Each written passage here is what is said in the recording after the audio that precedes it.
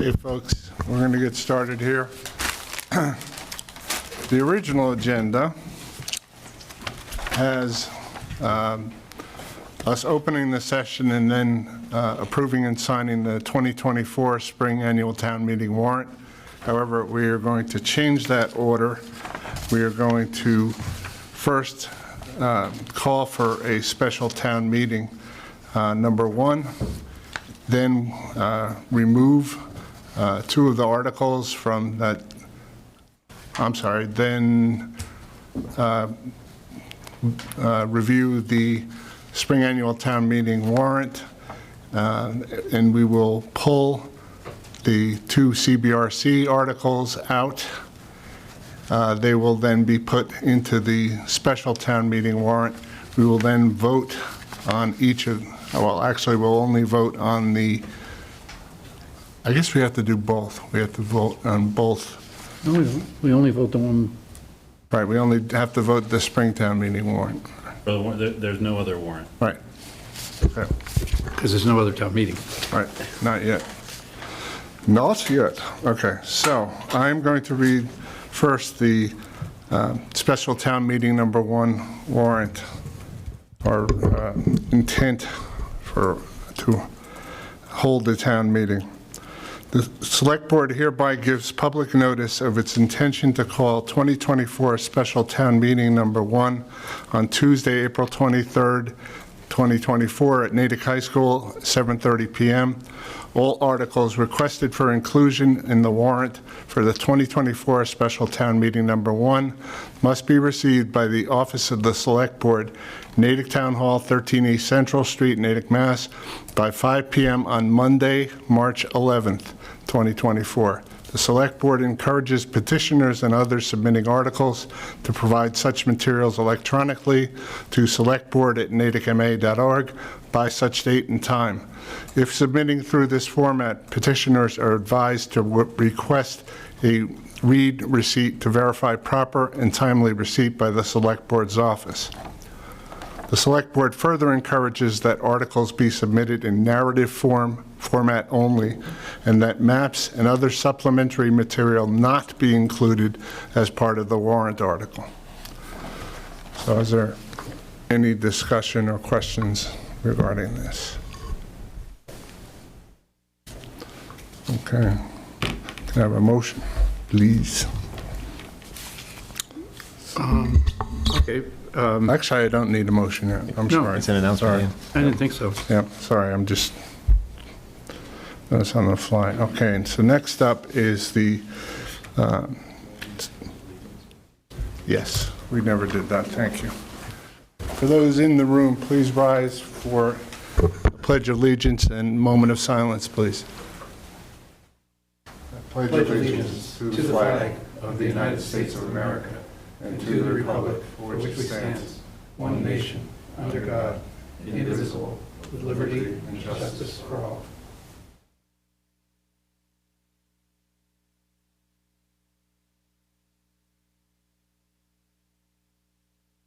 Thank you. And thank you, Mr. Joseph, for the reminder. Okay, we are on to the Spring Annual Town Meeting warrant.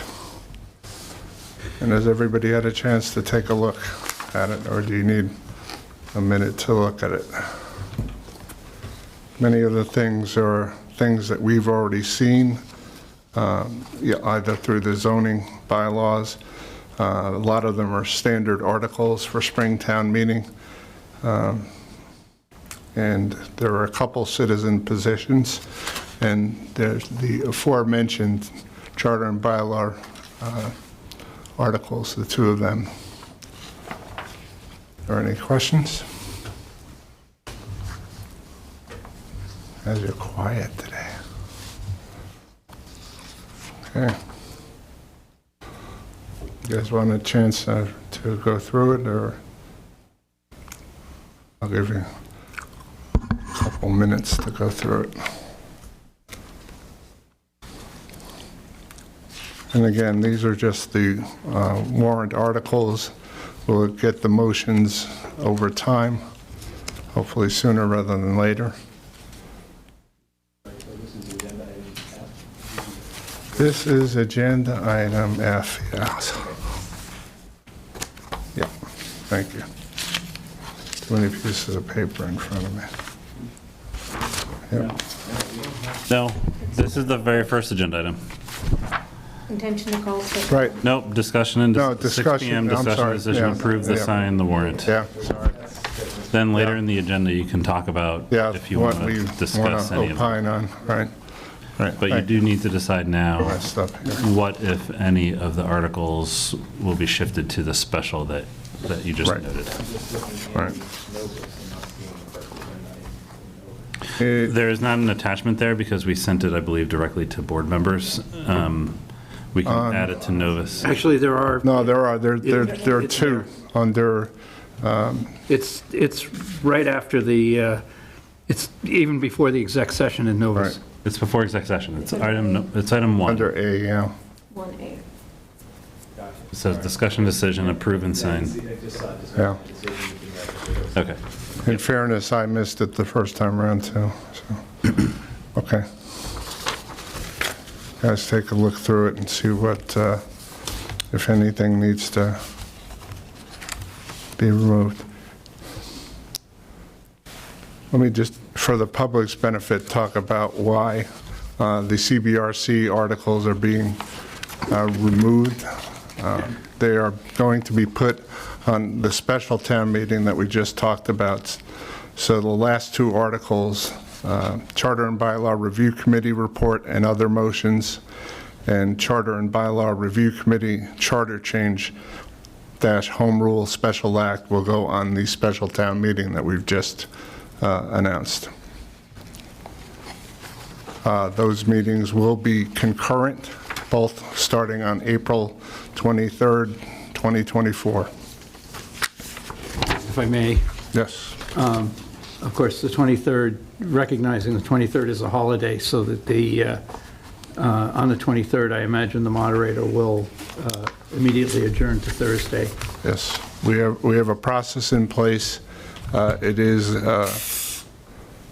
a holiday, and so as a consequence, the moderator will call the meetings to order and then declare that there isn't a quorum and adjourn to Thursday, the 25th.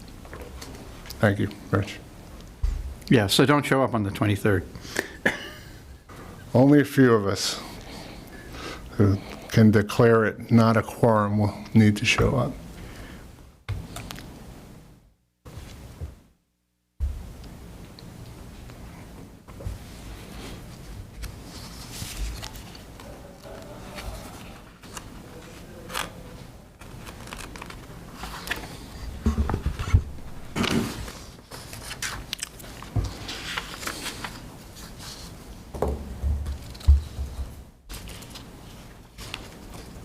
Do you guys want to take a 5-minute break to go through this? And then we can come back so we're not all on camera looking silly. Okay. Looking studious, heads down. All right, so we'll be back in 5 minutes after we go through the warrant. Okay, so having had a chance to look through the spring town meeting warrant, does anybody have any questions? Seeing none, do we have a motion to approve with the exclusion of the two CBRC articles that will go to the special town meeting? Can I ask a procedural question, please? So do we have to remove those from the warrant as an active vote, or is it enough just to approve the warrant without them? I think we have to move them to the, You have to reassign them. Correct. There has to be an action of reassignment. okay, so first motion is, I move to, Hang on, hold 1 second, Rich. There are two sets of warrants that have been prepared, one with and one without. right, Right, so Got it. we're approving the without. well, we got to move the two that are in the current one, that would have been submitted for the current one, to the other, to the special town meeting. Okay, yeah, I see what you're doing now. Okay. So, first motion, You do, yeah. We got directions from Karis earlier today. Gotcha. First, you need to determine whether you're going to hold a special town meeting, which you've done, because you've called for the warrant. Yep. And there was no objection, so that's now called. Then the board may then reassign the CBRC articles to the special. And I got further clarification after our conversation, so I'll tell you that later. But for the reasons that were stated, to hold those items on the special. And then you'll take action on the warrant without those items, Right. without the CBRC items. So Okay. those are the 3 steps. so I move to remove the 2 articles identified in the full warrant as Articles 32 and 33 as submitted by the Charter and Bylaw Review Committee to the special town meeting warrant. Do I have a second? Second. Thank you. Moved by Mr. Sidney and seconded by Ms. Coughlin. All in favor, please say aye. Aye. Aye. Aye. 500. Move Sidney. to approve the warrant as amended. And a Second. second, thank you. And all in favor, please say aye. Aye. Aye. Aye. Aye. And was it Kristen? that No, it was second? Catherine. It was Catherine, okay. Okay. All right, that takes care of this. And do we have to, I'm just trying to remember. At this point, we do not have to put it on the special No, because we haven't closed off the special yet. right. Right. Okay. All right. Now we shall go back to our regularly scheduled program, which is roll call to enter executive session. This portion of the meeting is not open to the public, and the rationale is pursuant to Mass General Laws, Chapter 30A, Section 21A2, to conduct strategy sessions in preparation for negotiations with non-union personnel or to conduct collective bargaining sessions or contract negotiations with non-union personnel, town administrator. So all in favor of going into executive session, So Mr. you got to take the motion. I do. Also move. Thank you. Cart Also before the horse. Guys are active today. All in favor, please say aye. Mr. Joseph? Yes. Ms. Pope? Yes. Ms. Coughlin? Yes.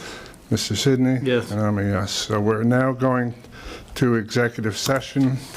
I'd estimate we're probably going to be in executive session for a half hour. So that would put us at just before 7, starting again. We're coming back from exec session.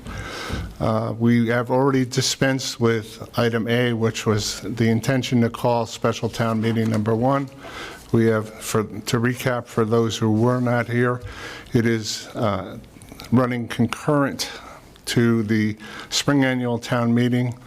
It is on Tuesday, April 23rd, 2024. Any warrant articles need to be submitted by March 11th, Monday, March 11th at 5 p.m. So on to other announcements. I have 2, and if others have some afterwards, I'll call. First is Mass DOT will be holding a webinar on March 14th, 2024 from 6:30 to 7:30 p.m. regarding the Natick pedestrian bike bridge superstructure replacement project on Spring Street. You must register for this Zoom call. For more information, please go to https://www.mass.gov/hearing-flyer.natick/31424/download, or just go to the Mass DOT site, look up Natick, and it will be listed there among all the other ones. The second is a repeat announcement, which is all dogs 6 months of age or older must be licensed with the town clerk's office per Mass General Laws 137. Licenses must be renewed annually by March 1st. Failure to do so will result in a $50 late fee. Failure to license a dog shall be punishable by a fine of $100 according to the Natick bylaws, Article 50, Section 16-7. That's all the announcements I have. Does anyone else have anything? Seeing none. Okay, next section is public speak. Any individual can raise an issue that's not on the agenda, and they are limited to, this section is limited to 15 minutes, and one person can only speak for 5 minutes, and it has to do with anything not on the agenda, and we will make no comment on that, no opportunity for debate. Does anyone want to speak who is in the room? I see no one. Does anyone online wish to speak? I also see none there. Okay. Next up is appointments, and the first is the interview and appointment to the Economic Development Committee for Thomas Brewster, who I think is online. Can we Yes. unmute him? Hello there, can you hear me? Yes. Welcome, Mr. Alrighty. Brewster. Excuse me, can you please tell us a little bit about your background? We did get your resume and application, but just tell us a little bit about yourself and why you're interested in joining the Economic Development Committee.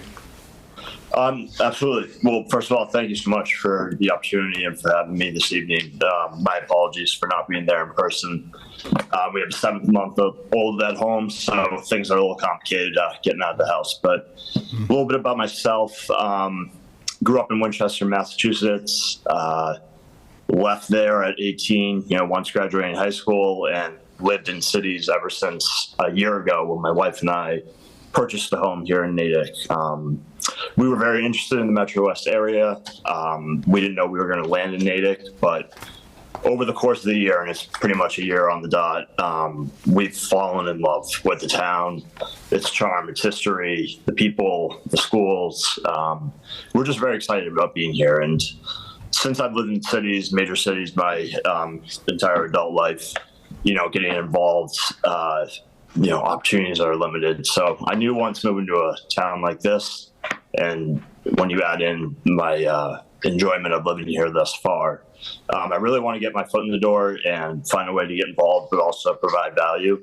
So looking at open positions within the committees, the EDC most directly aligns with my professional background, experience, and that's where I believe that I'd be able to add the most value and also do the most learning.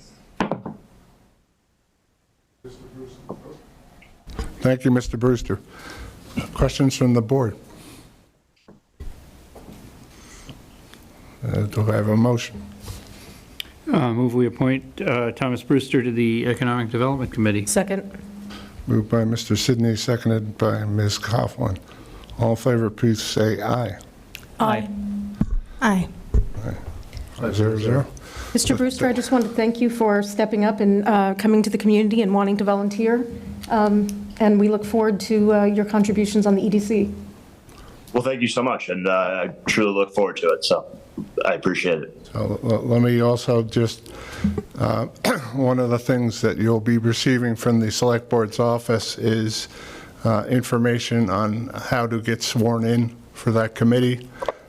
So that'll be in the mail at some point in the near future. All right. I'll keep an eye out for it. Thank you so much. All right, thank you for stepping up. Thank you. Absolutely. Thank you for having me. Next up is an interview and appointment to the Council on Aging and Fonda Mangino, who I don't see here. Does anybody know if she's here? Okay, maybe what we should do is just circle that back on that We one. could circle back if we see her come in. I'll let you know, Chair. Yep, do that. Okay, Next, we'll move to discussion and decision, and first up is appointment of Reserve Police Officer Nicholas Raffi. And Chief Hicks, would you please take us through it? Thank you, Mr. Chair, members of the board. And I know I always say this, but it never gets old. It's always a pleasure to be in front of this board to introduce new officers to our force and those who have risen through the process of hiring to be considered for a position. Tonight, I'm in front of you to ask for you as the appointing authority to appoint the following as a candidate for reserve police officer. I just want to, for context, several months ago, back in November, you did appoint several reserve officers at that time.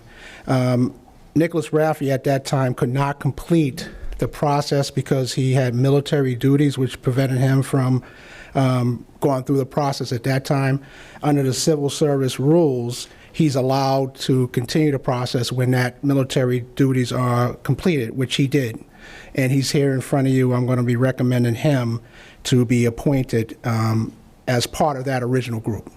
Reserve. So that's why it's a little bit different in the letters that you receive. But again, I want to introduce Nicholas Raffi. Nicholas is a 2018 graduate of Natick High School and a 2022 graduate of UMass with a degree in criminal justice. He's currently employed full-time as an asset protection detective with Macy's at the Natick Mall. But in our discussions earlier today, he's actually on duty, active duty orders from the National Guard. So he's away from that job at the moment. As we talked about and did his interview, his background, his supervisors described him as has an incredible work ethic with impeccable integrity. Key words that we always want to see as we're doing our evaluation. As you say, he is currently serving with the National Guard. His commanding officer uses a quote that says, he has the leadership skills, sound judgment, and the intelligence to succeed anywhere he goes. He's a serious kid who outranks himself by his own character. And that alone tells about the type of individual we want to have here with the Natick Police Department. Nick still resides in Natick, and his parents are here for him tonight, Michael and Immaculata, who's here to support. Say it again? Immaculata. Okay. I knew I was going to get that wrong. I apologize. But they're here to support Nicholas.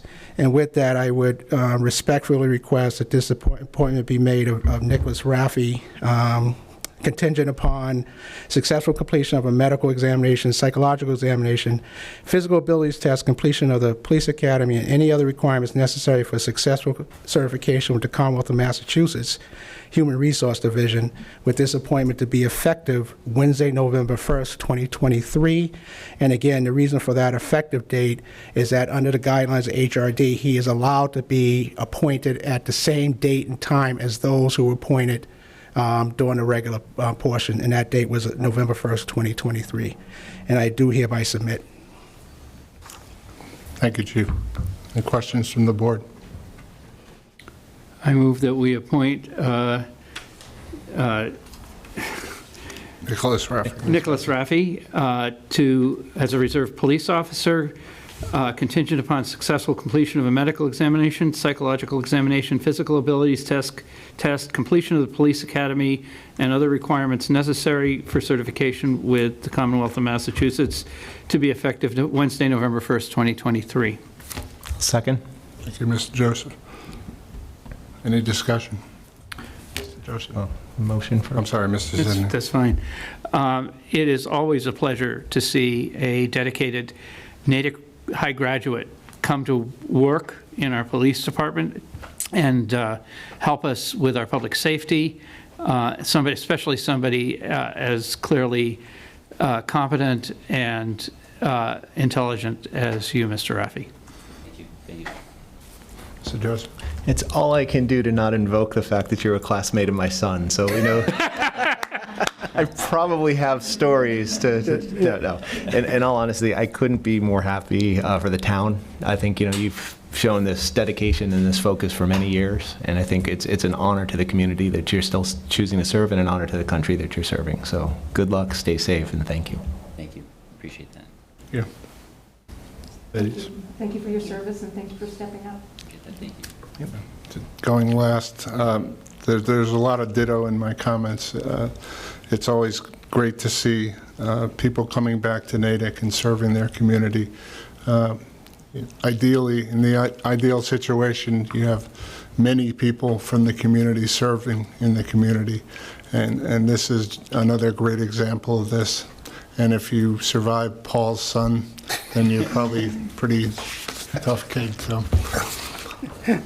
I was thinking the story's on him, not my son. It has nothing to do with it. That's all. Yeah, but he's not on camera. It's all about All leverage. right, so thank you very much and congratulations. We've actually got to vote. I know. I know. Get into that. All in favor, please say aye. Aye. Aye. All right, thank you.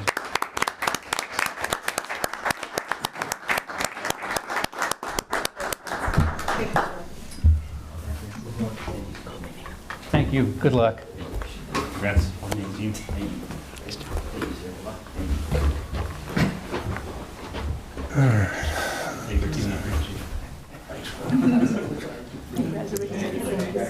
That's a sign.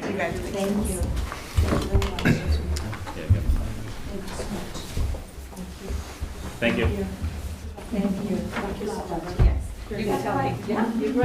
Thank you so much. You're welcome.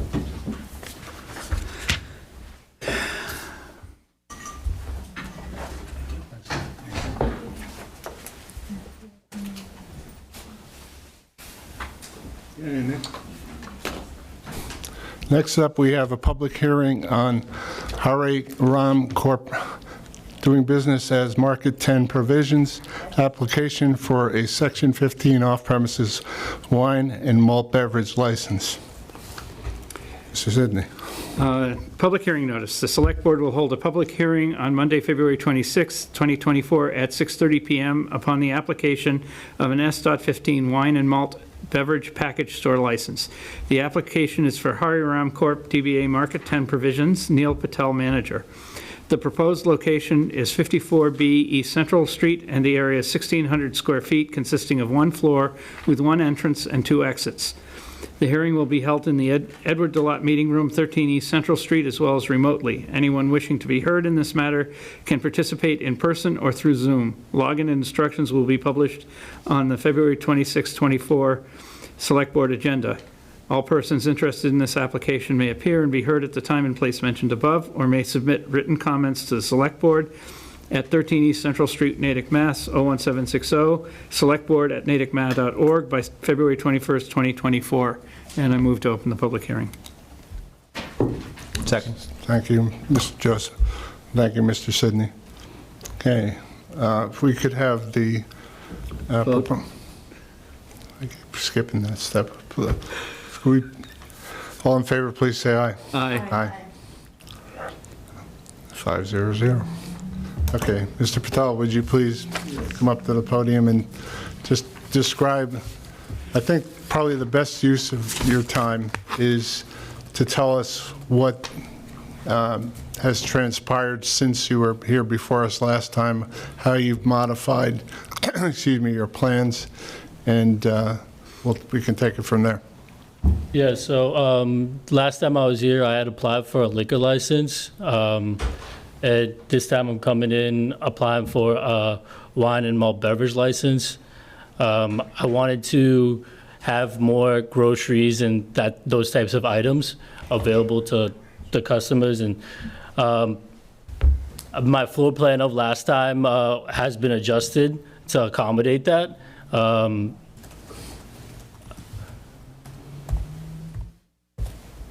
Okay. Questions from the board? Mr. Patel, you mentioned groceries. Could you talk a little bit about what types of groceries you want to have? Yeah, so I'm looking to have meats and cheeses and different types of snacks, pretzels and popcorns and all those types of items that are just to-go bags for customers ready to have in a pinch if they need them. Could you talk a little bit more about the meats? So I was working to try to get a local butcher and have their meats be a part of the be a part of my meat section. And I've also looked at other vendors, such as Mabel Distributors and UNFI, who's a major distributor for Whole Foods. I believe they're the largest Whole Foods distributor. So I would want to try to bring as many different variations of meats at an affordable price. Could you talk a bit about beer and wine? How would your selection be different from what is at Dion's and Town Line Liquor? So I'm going to have different types of beers and wines. I'm going to try to make it a niche store where customers can come in and grab a bottle. But I'm also going to have other types of wines that you may see in every business, like a decoy. But we're also going to be trying to work with other vendors, such as Olmsted, who's an organic and natural wine distributor here in Massachusetts. And I'm going to try to find different distributors who have good deals and products that I can bring into the store. Okay. Spoke. Thank you. Hi, Mr. Patel. I wanted to know how the change in the license that you're seeking changes your business, changes the revenue, just the viability of your business in general. Well, it isn't a full liquor license, so I'm not going to have any 50 mLs or those types of things. It's going to be big bottle. It's going to be like bottles of wine, beer, and groceries. And the thing is, now with the floor plan, I can have more space to allow different types of snacks that I do want to bring in, and also different types of non-alcoholic drinks that I want to bring in, tonics and sodas and those types of things. I have more room to work with, and that way I can use that room to bring in those types of snacks and needs that the customer might have. Thank you. Sydney, did you? Would you, and I'm going to put some words in your mouth, so you'll excuse me for that, please. Would you consider that you're sort of, between, say, a typical convenience store and, say, a Tilly's in terms of what you plan to carry and how you plan to serve the community? So I want to be more towards the higher end niche, but if there are customers that are looking for M&Ms or Skittles or something like that, I might have those options also available. Thank you. Mr. Joseph. Thank you. So, Mr. Patel, we've got in your application, there's at least it looks like a schematic of layout of aisleways. Can you just give us a basic, what percentage of that footprint of your store would be dedicated to beer and wine versus snacks and provisions? I'd say about 60% will be focused beer and wine, and then 40% will be provisions.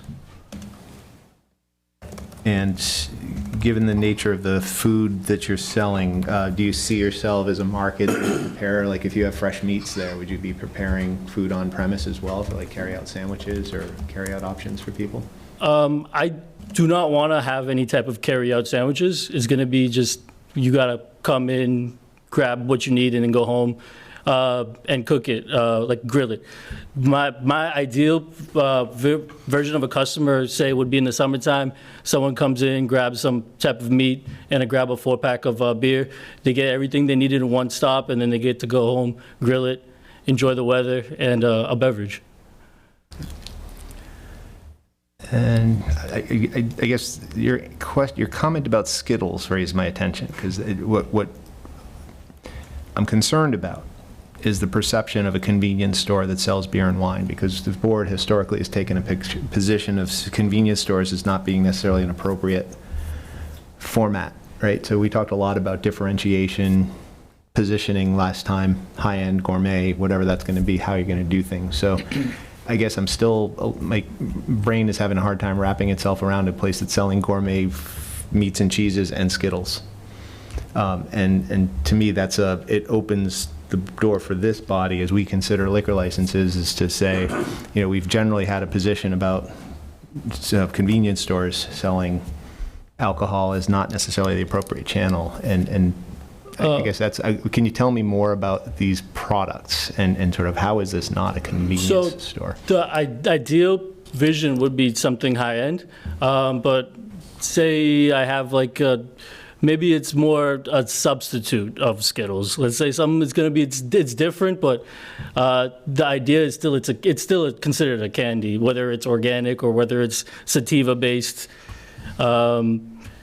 It is what it is. It's still a candy versus a chocolate versus a snack. It's still in the same category, is what I'm saying. You'll be selling dairy, grab a gallon of milk. Will you have any produce in there for people if they're providing meats for a quick stop for a meal? Are there other fresh produce or any other those types of foods? Or is everything packaged, basically? Everything is packaged. All the meats are packaged, yes. Mr. Patel, is that a condition from your landlord that you not have ready-to-go foods? Yes. Okay. I wanted to establish that. So it's not necessarily your desire, that's required because of your lease? Yes. Okay. Thank you for that question. Okay. Further questions? Well, going back, if I was still asking questions. Yeah, I guess cheeses. I mean, would you regard yourself as a cheese shop that would compete, say, against the cheese section of a Roach Brothers, or more like a Wasics and Wellesley, or what? Like, how would you be offering the cheese products? Would you be slicing it, or is it just whole to-go piece, blocks of cheese? So it's going to be prepackaged. I'm not going to have any type of slicing mechanism there whatsoever. So it's going to be prepackaged. Maybe I have a door and a half of different types of cheese product. Okay, thank you. Thanks. I'm sorry. Yep, no worries.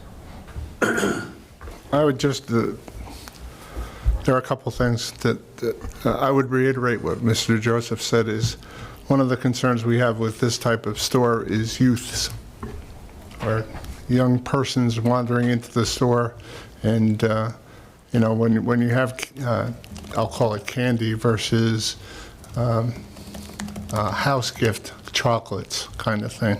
I would urge you to lean towards that type of thing as opposed to the Skittles example. So that's one thing. The other thing is I just wanted to talk about the recommendations from the police are positive for that. It is the same issue as far as parking and access that was discussed in our prior meeting. So that's still on the table. Deliveries to the back of the building, parking in the back of the building. And the last item is to have if approved, contact the Board of Health to apply for any food permit, which because you've done that in prior towns. So. Okay. Anything else from the board? Mr. Patel, could you talk a bit about some of the, you mentioned Mabel as a distributor. Could you talk a bit about some of the products you've reviewed, things that you would want to include in your store? Yeah, so Mabel has meats and cheese section. They have chocolate section, pretzels, and charcuterie boards. They have different types of they have different types of snacks that I'd want to bring into the store. Yes. Are there area stores that you've looked at that you would look to as a model for your store that you could share with the board? Well, my idea is having those higher end snacks and being a one-on-one type of store for Natick, being someone that can a smaller version of Whole Foods maybe, where you can get the beer and wine, but where you also can get the meat, the snacks, and everything is accessible and present.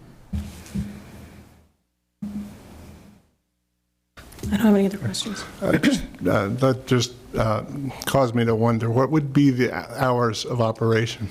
The hours of operations are going to be from 9 to 9 Monday to Saturday and 10 to 8 on Sunday.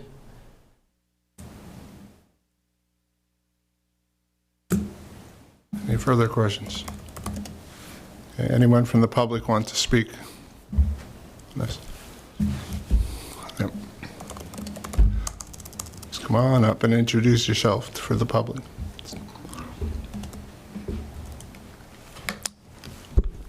My name is Don Friswell. I'm at 59 East Central Street. I raised some points at the last discussion. I've reviewed the new application. It appears that this is a scaled-back version of his original intent. And I have not visited his store. I do not know the gentleman.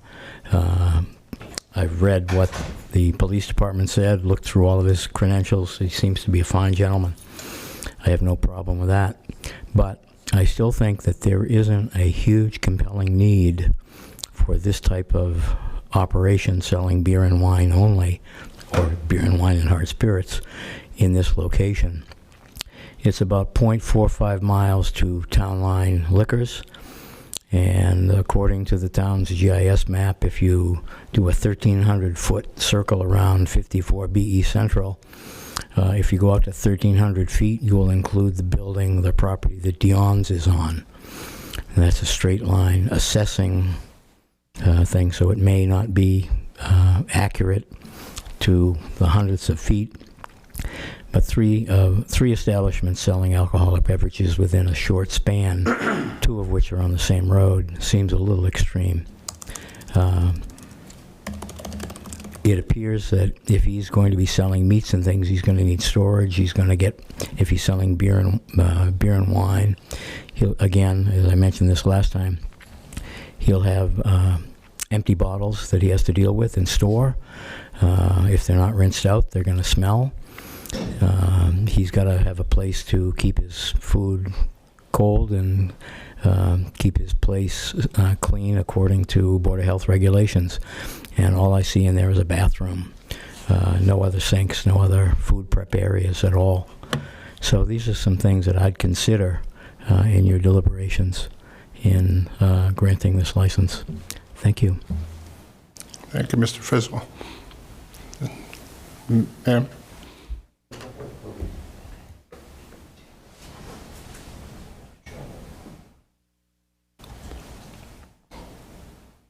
My name is Andale Novak. I live at 9 Grant Street. I have a question and then a comment. And my question is, with the square footage of this store, what is the percentage devoted to liquor versus food stuff or grocery items? Do we know that? Mr. Patel, would you come up to the podium and address that? I thought it was a 60-40 split, is Yes, that's what we correct, heard. 60-40 split. Yep. 60 was wine. I am against another liquor emporium in this area for many of the reasons the previous gentleman stated. My other concern is there are a lot of young people in this area after school. They frequent Dunkin' Donuts, and they frequent the convenience store when it was open for candy, foodstuffs, bottle of soda, whatever. I think it's a temptation for them to walk in and see beer displayed. I just don't think it's necessary. My other concern is traffic. That parking lot is a disaster on a good day with all those stores operating. And with liquor sales, it's just going to compound the problem. Thank you. Mr. Chair, I just wanted to make a point of clarification that this is not a liquor application, it's beer and wine only. Wine. There won't be any spirits. Correct. Thank you. Saved me from having to do. Any other comments? Sir? If you, yeah, would, Let's bring the mic down. yeah, thank you, Paul.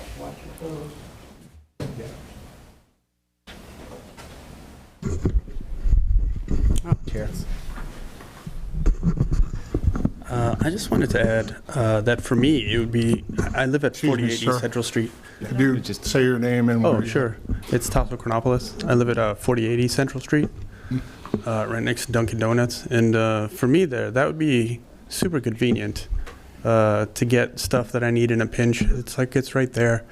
Or if I had like unexpected company or something like that, it's not that easy for me to go get in a car and just go drive somewhere. Or even if it's like, it's annoying if I have to get in my car and then drive for 5 minutes to get back out. I'd rather like drive a half an hour and then do that. But, and if I had to go to Dion's, it's not like I can carry stuff, a lot of stuff like with me. It's a little difficult too, because the sidewalks are kind of slanted, and if it's a night like this, it's like, I don't want to worry about cracks and stuff like that. So that's all I had to say.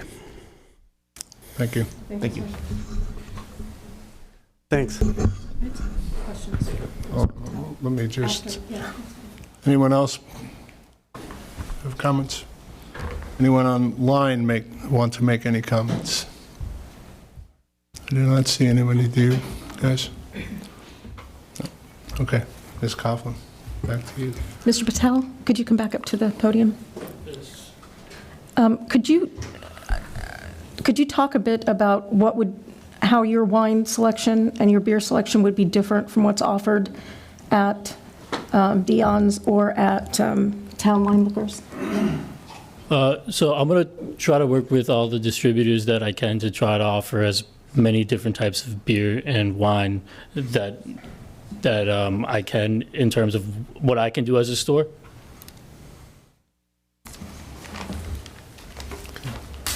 You also? Yeah. Could you, Mr. Patel, could you please comment on the issue of refrigeration and Board of Health based on your experience in your other stores? So I believe there is plenty of refrigeration. I'm going to be doing some work in the store to even create more refrigeration.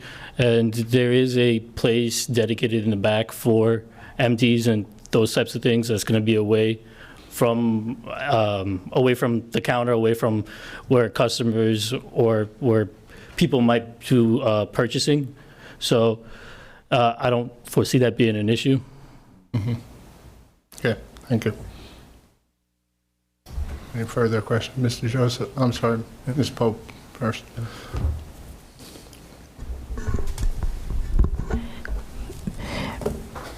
Mr. Patel, I don't know the wine and the liquor business super well, but I know business.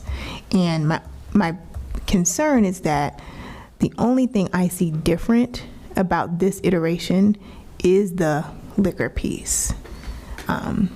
Because some of these questions were asked before about the niching and what you would offer, and I'm not sure that you're completely clear as to how you would differentiate between, let's say, the neighbors that are within a half mile of you. Is there any way you can speak more specifically about what you would intend to do that's different, that would satisfy the public need? I believe even when my last time I was here before the board, I was trying to reiterate the fact that I wanted to have all these types of snacks. And now the way that I've done the layout, perhaps that I'm going to have some similar wines or some similar beers to the neighboring stores, but I'm also going to have these snacks and a wide variety of snacks that's going to be a one-stop shop type of experience for the customer, my customer. Okay, Mr. Joseph. So in the application that you sent, we have an as-built illustration. You said you're intending to change the layout? So I mean, some of the stuff is pre-existing there. Some stuff I have to do a little bit of work on in order to. I have to shift a cooler. Those types of things that I could do with the building department. I believe I got to go get a permit through them. Mm-hmm. Correct. Correct. That's correct. Do you have a draft of what you're intending to do before you go to the building department? With the dilemma that we've got, we have to issue, as a business owner, you need predictability. You're not going to put a capital investment into something unless you know you're getting the liquor license, or beer and wine license in this case. I get that. Having served in the Natick 180 Coalition for many years, and my concern about the convenience store aspect and this feeling a lot like that, I guess for me, visual representation of what your experience is going to be for a customer coming in is important. And I'm seeing history as opposed to vision in the document that we're looking at right now. And that also goes to safety. Public safety, again, we have no problem with you as a proprietor. I'm confident you will do the work of a responsible holder of a license, and I said as much at the last hearing. The problem with people running in to grab beer after they're getting, maybe provisions at your place or a snack at a local restaurant is proximity to the door. I know when the police do their reviews of new sites for licenses or with the applications, how the store is laid out makes a difference too, especially if it's going to be attracting young people. So when you say 60% of this layout, are you going to have, for example,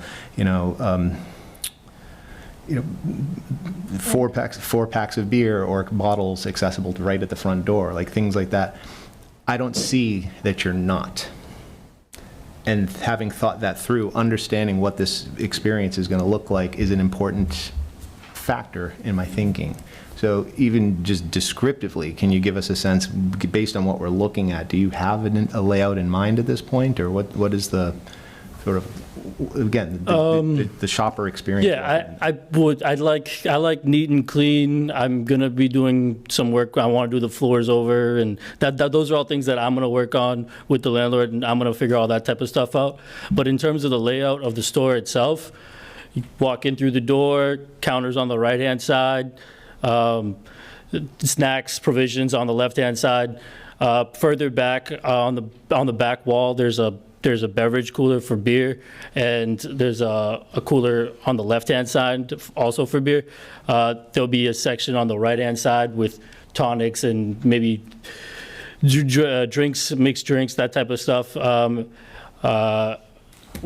the right-hand side, near where the meats, the cheeses, and the sodas will be. Okay. Yeah. Sidney. I've heard you talk a bunch about snacks, and that tends to, in my mind, tends to be a convenience store item. Could you talk a little bit about what you see as the ratio between snack foods, which would be chips and candy and, impulse stuff, versus grocery type foods such as meats, prepackaged produce, cheese, and so forth? Is it going to be more weighted to the grocery end or more weighted to the snack end? It'd probably be around 50-50 with the snack type items and the bread, cheese, meats, those types of items will be on one side, and then other types of items will be on the other side. Thank you. Okay. Mr. Erickson, I just have a question regarding this, regarding specifically the layout. When we were we to grant this liquor license, this would be subject to review by the planning board? Not a layout question, no. The use might be, but my understanding is this use is Retail. consistent with the pre-existing use, so it's not a change in use. Yeah, It would not likely trigger planning board review. Depending on the work inside the space, it might trigger certain building department requirements, like building permits or the like. But it really depends on what is being proposed, will determine what permits, if any, gets triggered. Okay, thank you. There will likely be some health department requirements as well, because it's selling food products, but since nothing's prepared on site, those are likely to be fairly minimal. Okay, thank you. Mr. Joseph. As a member of the board and somebody that walked retail floors of other full liquor permittees in town with the police deputy chief, one particular problem retailer in the community took many attempts to get the layout right. It was a source of constant turnover, or a shrink, I should say, not turnover. It was a known destination for people that wanted to take alcoholic beverages off the shelves, and that was everything ranging from beer and wine to hard alcohol in this particular case. But if the issue is access and ease of accessibility for folks, that is a concern, and it is something that this board should be thinking about in terms of layout. While it's not a permitting thing from a planning board standpoint, we've got relatively little feedback from the deputy chief because the deputy chief didn't see a permanent layout here. He might have had more specific feedback at this point. So that is a consideration. Again, I'm trying to balance what I think is a better mix of food and beverages here. But again, the concerns that I have not gone away. And honestly, my frustration right now is I feel the same, not quite fully prepared pitch here. Again, if changes are being proposed, answers to questions, I feel in some ways I explained to you what my concern was, so I heard back, this is how it's going to be. But if that's how it's going to be, I would have liked to have seen that proactively. And that leaves me feeling uncomfortable. But that's where my question of the layout was coming from, because we do have cases of underage drinkers coming in and stealing in our retail locations. And this is something the police work very hard with limited resources to address. So part of the way we mitigate that is working with business owners to make sure that they're doing what they can in balance with, again, community access and I think a good retail experience. Mr. Chair,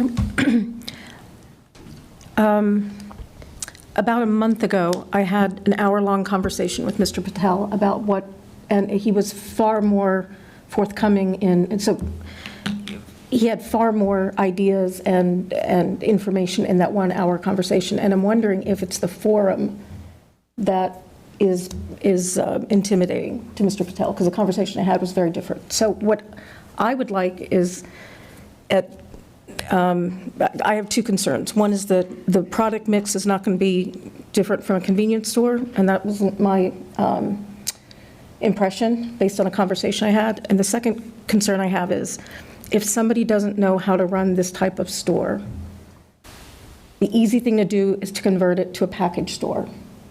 And so if this board would issue a license based on an understanding of what the business model is, and that business could not make a profit because somebody didn't know how to run that type of business, having had a background in a different model, I would want to make sure that the public and the license holder knew that when that license came up for renewal in November, that this board could take that license back. In other words, if this license is granted with an understanding of a particular business model and that business is not what it is, the license renewal is not necessarily under Chapter 138 automatically renewed. I would like to, if the board would allow to continue this matter to a future hearing, to allow the applicant to put together a list of, I want to see the wine distributors to know that they're different from the wine distributors that provide. I want to know that this is in fact a different business than Dion's or Town, because we need to know that a public need is being met. And we don't know that based on the information we have now. So if we continue it and allow the applicant to put together a list of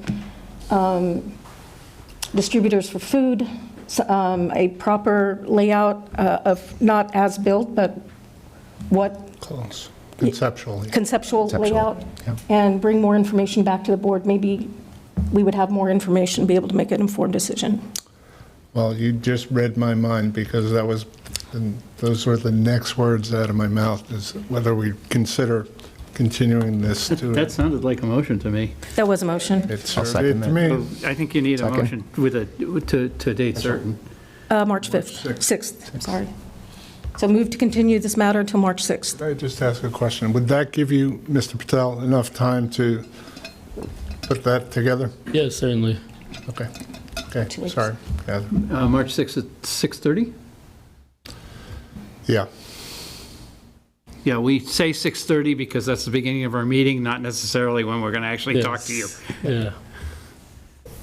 Mr. Chair, there's somebody who wants to speak. Yeah, no, I was just going to say, and again, conceptual. I get it, but again, I want to feel like this is a premeditated discussion as opposed to an extraction of information, and that for me it's a very important threshold that I feel like you still haven't met. You're getting better with the application. I think I see where you're going with it, but the inconsistencies in how you're describing it, again, let alone differentiating from the markets or Dion's, it's other convenience stores. Because again, your business aside sets a precedent.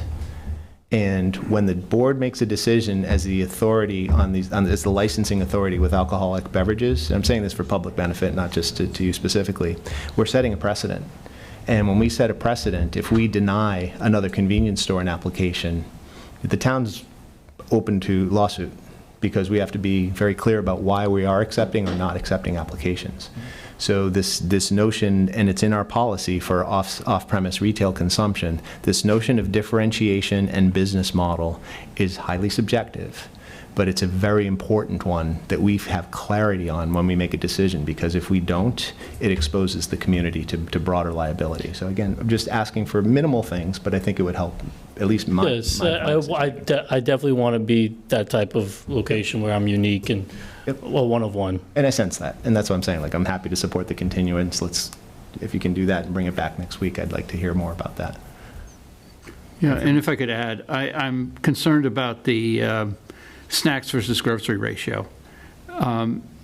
For me, if this was really going to meet a public need, right, we'd be looking for, I could see us looking for two things. One is somebody comes out of Bill's Pizza or Shanghai Tokyo and wants a bottle of wine or beer, okay. But at the same time, if somebody in the neighborhood, there's a couple of condos down there, there's some more building going on, needs some emergency groceries, they're not going to go for a bag of chips. And if you got half the store filled with chips, that's not going to meet their need. And so if you're going to lean into groceries, that's fine. That actually makes it more likely to meet the public need, in my opinion. So I'd like you to think about that. When you bring back your conceptual plan, think about that ratio and what will both serve you from a business perspective, but also serve the community effectively. See, I have a different take on that. What I heard earlier was a 50-50 split of snacks and regular food. So among that, I'd like to see that ratio change to less snacky sorts of things and more packaged sorts of things. As we don't want to make it inviting as a convenience store. What we want to do is, I think what your business model is headed to, which is a unique place that fits a niche between something like, as you described, a mini Whole Foods, right? So you have attractive meat section and attractive beer and wine that's unique, that people can't easily get in this area. I think foot traffic, we're trying to encourage foot traffic. One of the things that we heard earlier is parking, right? We want to encourage foot traffic. I do see people walking in and out of that shopping center frequently when I go by. So I think we want to encourage that. And I think if you confirm up some of these things, we'll be in a position to approve this, I think. I don't think there's a strenuous objection here.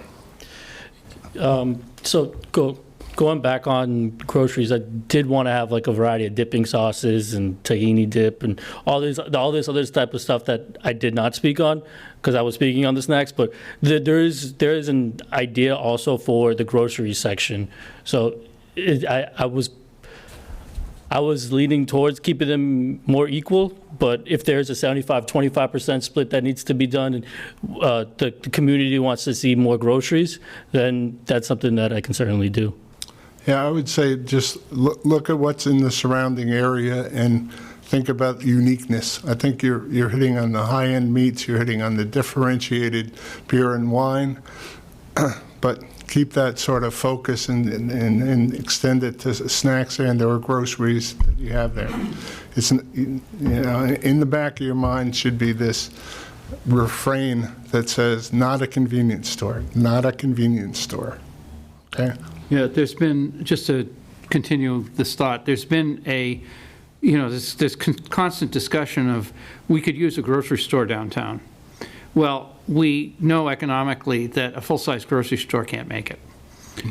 But a store like what we're talking about and what you seem to be pointing at with your vision sounds like it could make it, and it sounds like it could fit that need. That's why I leaned in on the ratio of snacks versus groceries. A store like that where you could get, pick up everything you need for a romantic dinner would be great. Yeah, I'd love to carry roses for Mother's Day. I almost said that, except for roses. If I may, I appreciate the feedback from the board members and Mr. Patel. Clearly, we're trying to support, with ideas. I also am cognizant of the fact that as a policymaking board and a license, authority here, licensing authority, you're the business owner. You come to us and tell us what you want to do, and we look at that and say, makes sense or doesn't. Us being prescriptive right now and putting you on this, because to be honest with you, I disagree with some of what my colleagues just said. It's very subjective. You can have a very upscale snack shop. Fine with me. That's differentiated. You can have a very upscale, cheese tasting place, make your own cheeses kind of place, and have a different concept there. There are many things you can do to differentiate and serve a public need. Public's needing food, grocery stores, bodegas, whatever those are. We do have Silesia Market downtown. That's filling some, but we can certainly use more. But that's not our job. Our job is to listen to creative input, give our feedback. But even in this discussion, while I'm saying it feels like you're moving in the right direction, I don't want you leaving here thinking you're moving in a certain direction. The certainty has to come from you as the business owner coming to us.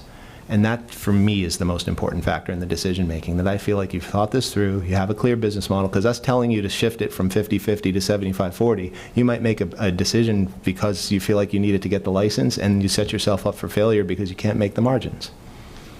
And that's, I'd feel terrible if that happened. So I hate to sound like Mr. Wonderful in the Shark Tank right now, but it's like, part of our job is to save you from yourself. And right now, the most responsible thing we can do is give you our opinions. But really, you need to think about it, crunch the numbers, and say, does that make sense? Because again, I think you can make an honest go of a snack shop with beer and wine, but not Skittles. Thank you for saying that, Paul. That's That's really helpful. Thanks. That's exactly what it is. So we have a motion to continue this. I think we've peppered him with enough questions for this round. Motion to postpone to March 6th, or continue, I'm sorry. Public hearing, so we don't have to read it again. And that was made by Catherine and seconded by Paul. Yep. All in favor, please say aye. Aye. Aye. Aye. Thanks. So, we look. Sure. Did it.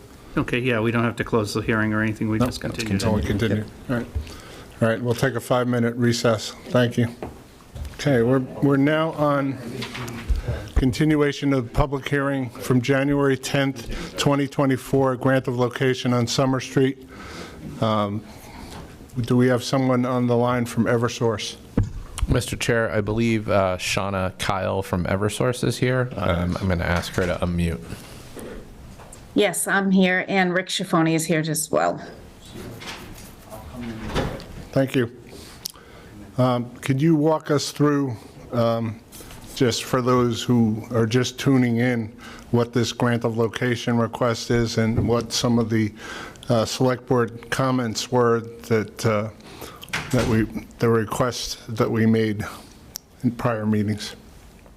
It looks like on Summer Street in Natick, we're installing a new pole, and it's going across the street, so it will feed 21 Summer Street. There are a few poles there already. So the question, I believe, back then with the agent, her name's Chris Cosby, who's not here tonight, but I think the question was, could they feed off of one of those poles? And so it had to be continued until we found out that answer. And there's already enough or too much equipment on those poles, so we do need to place the new one. Mr. Chairman. One of the questions also was how close the pole was to, I think it was, what was it, Middlesex? Well, I think when I was asking where the pole was going to go and where the guy wire was going to go, because it looked like the guy wire was going to end up on private property. And I specifically requested if they could get photographs of where they're going to put this stuff, that would be great, but I'm imagining you don't actually have any photographs. Actually, we do have some photographs of the area. The anchor for that guy is just going to go on the back of the sidewalk. Okay. If you have photographs, can we let them share so that they can show them? Rick or Shauna, who would like to share? I have some photographs ready if you could allow me to share. Thank you, Rich. Oh, you're the host. Sorry. We'll just give you just give us 1 second and we'll get you ability to share.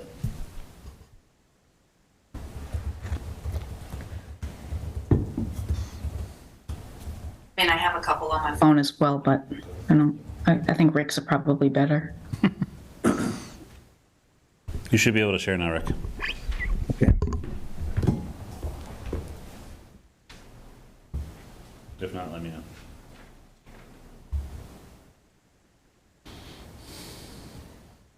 There we go. Okay, this picture here is looking down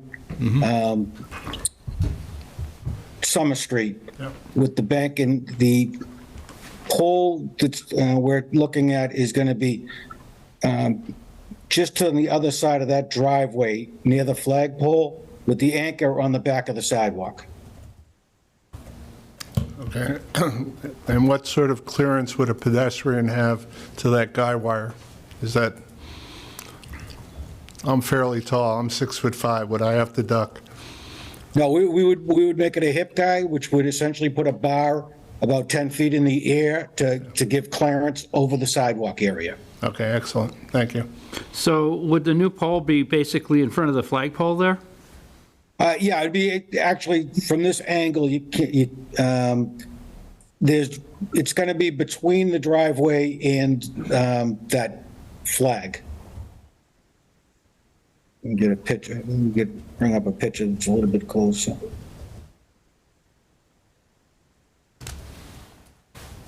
There's also a handicap ramp there coming out of the Middlesex Bank building that was a topic of conversation last time as well, ensuring that there was no conflict with the access to the building. Yeah, the anchor for the guy would be probably about 3 feet. When you look at, let me bring up the plan itself.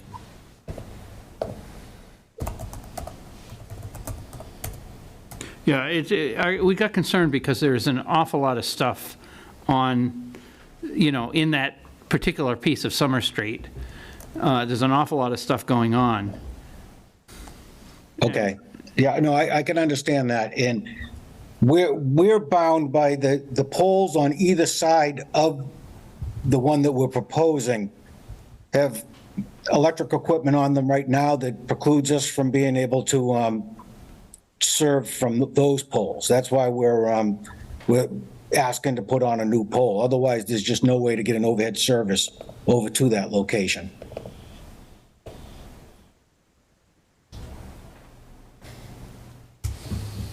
Yeah, so if I may, just Google Maps, it's the opposite side of where the ramp enters the sidewalk, so if the clearance is there on that side, they would have zero interference there. Yeah, I was just looking into that. Okay. Okay, but it would be right in front of the flagpole, which of course is not aesthetically ideal, but okay. Yeah, it'd be somewhere between the flagpole and where the drive is there, yeah. Yeah, let's see, if you see in that picture you were just showing, the other one, you'd see the crosswalk. Yeah. There's probably a curb cut there as well, so you'd have to be, I would imagine you'd be on the other side of that crosswalk. Yes? Correct. Okay. Yeah, we're going to be about 28 feet from 26 feet from that 3-pole. That's the near pole in the picture with the fire hydrant in front of it. We're 28 feet heading down the street from there. So that gives us plenty of, we're well past the driveway. Okay. And the crosswalk, sorry, just to confirm. Yeah. The crosswalk's in the driveway. Yeah. Basically. But the handicap ramp will not be, there'll be no interference with that, looks like. No, it's on the far side of the stairs. Yeah, the ramp goes the other way. Yep. And the guy wire will basically go straight across and then straight down, and will be just off the sidewalk there? Correct. It'll be about at the back of the sidewalk. Okay, do we know where the property line is there? Is it, I mean, if he's in the dirt there with the guy wire, is he still in our? I mean, according to the plan submitted, the property line is approximately the back of sidewalk. That's what it's looking like on the plans. I'd have to assume these plans, because they were likely done by a surveyor, Correct. are accurate. So we would go by the plans submitted, because they would need to be done by a registered surveyor, which is, they're obligated to Yeah, we're provide us showing with that accurate information. It looks like it's right at the back of, maybe just a couple feet off the back of sidewalk, less than a Correct. foot probably, Okay, is so where we're, the so, right-of-way ends. okay, so we're not granting location of somebody else's property. We have no authority to grant location. No, You have no authority to No, grant I didn't- location on somebody else's I property. didn't think we did, but. If they go outside of the right-of-way, they would have to go to the Middlesex Savings Bank owners or whoever the property owner is to seek easement rights over that property. Yeah, that's, I just want to make sure that we're not, Yep. like, making a promise that we're not allowed to keep. No, I mean, part of that's also on their obligation to make sure they provide us with the accurate survey information as well. All right. Okay. Well, I think personally, my questions are answered. Okay, there was one other item that was on our minds at the last meeting, was there's another pole on Summer Street that I think was a double pole that we were looking to. There's one at the end of, on the Washington Ave end. Right, and that we were looking to get done when we do this pole relocation or a grant of location. Are you guys aware of that? Yes. My understanding is there was still some Comcast and Verizon lines that had to be removed. And once we get notified through the engine system, we'll remove the double pole on that one. Our transfers are all done. We were just waiting for the other attaching companies to go ahead and remove their lines. And once we get notice from them, my understanding on Friday was that they were supposed to be out there today removing their final lines off of that double pole. Excellent, excellent. I definitely get a feeling of deja vu with the polls, so. Mr. Chair, I can confirm that Mr. Westerling, our Public Works Director, has been in conversation with the remaining utilities, kind of following the last meeting the board had. I had followed up with him, and he has been in conversation working to get those resolved. Excellent, thank you, Mr. Marshall. Okay, any further questions? Do I have a motion? Move to approve the grant of location. Okay, moved by Mr. Sidney, do I have a second? Second. Seconded by Ms. Kaufman, all in favor, please say aye. Aye. Aye. All right, 500. Thank you very much for. Oh, so we should ask for public comment since we're in a public hearing. True. Anybody have public comment on this? I'm guessing no, and I don't see any online. Thank you, Rich. Okay, move we close the public hearing. Second. Thank you. All in favor, say aye. Aye. All right, on to, That was Paul that seconded that? yes. Thank you. Thank you. Thanks very much, and thank you for the pictures. That was very helpful. Okay, next up is hearing for AMVET's Post 79 Inc., failure to be in compliance with the requirements of MGL Chapter 138. Mr. I Chair? understand that Ms. Coughlin has an update for us. Yes, they are in compliance. All the appropriate documentation has been submitted to Ms. Donovan, and upon her return, she'll submit them to the ABCC. Awesome. Awesome. Anybody from the audience have any comments on that? Or I'm sorry, from the board? Anyone? Hold on, let me get the board first. I guess, so we're having a public hearing, No, it's a hearing. just a hearing, sorry, hearing. Right. We got an update. Will we see the update? Is the expectation that we have to see the update before we do anything, or they're just in compliance and there's no need for a hearing? Because that's I don't believe procedurally. so. It was a status of sort of the incorporation of the AMVets, and it got kicked back by the ABCC. Yep. As a no action. As a no action, not rejected, exactly. I don't want to disrupt public input, so we'll let you proceed, but I guess at our next meeting, we'll get those updates. I guess we'll see that everything's in compliance, yeah? Yes. Okay, Yeah, well, thank you. maybe, yeah, if we could just see them, We don't have because to, I we're, mean, yeah. just when they are, just have, if Yeah. Ms. Donovan It'd can be forward good that. That would be to great, so we see can them. all see it. Yep. Okay, And if I may, yeah. I would just like to reiterate, we've spent an awful lot of time, AMVets has had their struggles and their problems. We've spent an awful lot of time working through them with them. I don't want to see this coming back next year. I don't anticipate it will. But I'm just, I'm just saying, I want to be really clear. I'd be very unhappy if it comes back again next year. I don't anticipate that. Yeah, I'm confident. Let me just reiterate, thanks to Ms. Coughlin, who has walked AMVets through the stage throughout the process multiple times, and the last one culminating in getting everything all tied up. So I appreciate all the work that you've done. Thank you, Mr. Chair. Okay. Can I speak to that, sir? Let me speak to Ms. Okay. I just wanted to, You have to go to the mic, please. Since we're on television, you need to be on the mic. alrighty, thank you. I just wanted to introduce myself to the board. My name's Kevin Yeoman, U.S. Army Special Forces retired, and the new commander of the post since July is Kodiak. Fun fact, in the military, your dog always outranks you, so you have to feed, water, and take care of him first. So I'm the assistant commander, Cody's the commander. And we want to thank Catherine Coughlin for her undying help and attention. We're just a group of veterans that are trying to do the right thing, and we're going through a learning curve. Every year there's a new board, there's a new commander, and not everything gets passed along from previous boards. So we're trying to rectify all that and put together a booklet for the next board, and the paperwork that needs to be done as far as meal tax being paid on time, liquor licenses being updated, and the corporation officers being updated, because they're going to change yearly. Sure. So I thank the board for their time, and I especially thank Catherine and the whole AMVets organization. Thanks you all. Appreciate it. Thank you, sir. Thank you, and thank you for your Sheridan. service.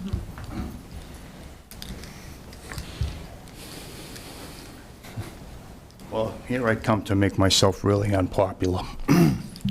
My name's James Sheridan, lifelong resident of Natick, retired Natick public servant, DAV, also a member of the U.S. Army Special Forces, but I was down here, and Kevin was up here, and Cody was up here in the organization. But for 3 years down there, I was the commander of the organization, and during that time, I spent a lot of time cleaning the place up, invested a lot of time and money in the place so that it could be used as a community facility.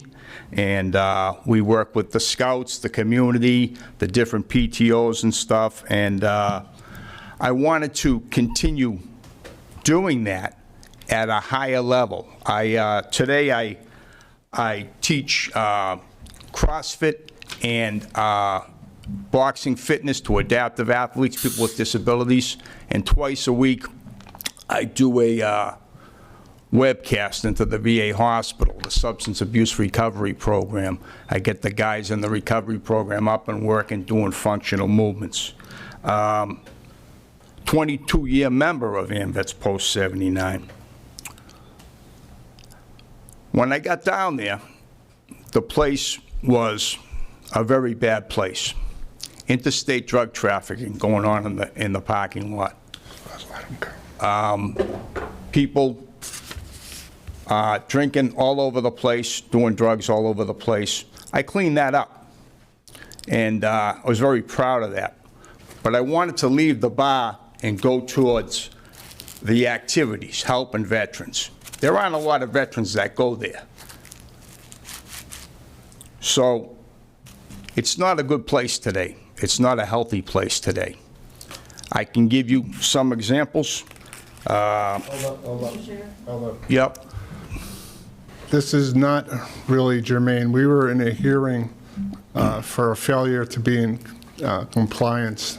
We are not going to get into the politics and the workings of AMVETS. Okay. That is a private organization which we have no jurisdiction over. Our only interest in this is the liquor license and making sure that that was all 100% in place. So I'll let you continue, but please wrap up. I will not tolerate back and forth discussions about what one person might have said or done. All right.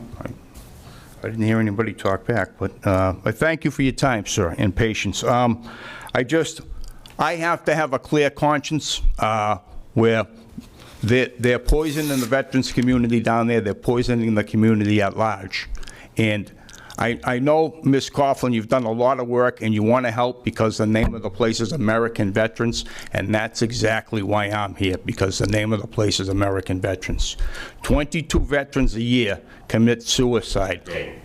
Oh, yeah, sorry, thank you. I appreciate that. And more than 90% of them are alcohol related. You've got to see what goes on there. It's absolutely horrific. Those numbers are incorrect. 90% is PTSD. Mr. Sheridan, this is really not relevant. I do spend a lot of time down there, so I'm very familiar with the operation. My father was a veteran, and that's why I've dedicated time and effort to making sure that AMVETS is run properly. My father was a veteran as well. He got the property for that post, but, okay. Well, if I'm done, my conscience is clear. Great. Thank you very much for your time. Thank you, Mr. Sheridan. Let me know when you need help, because I'll be there. Remember that? Came down there to see me. Next up, we've got the water rate discussion, and Mr. Spratt, would you please join us? And thank you both for being here for the AMVETS. That is the most handsome dog.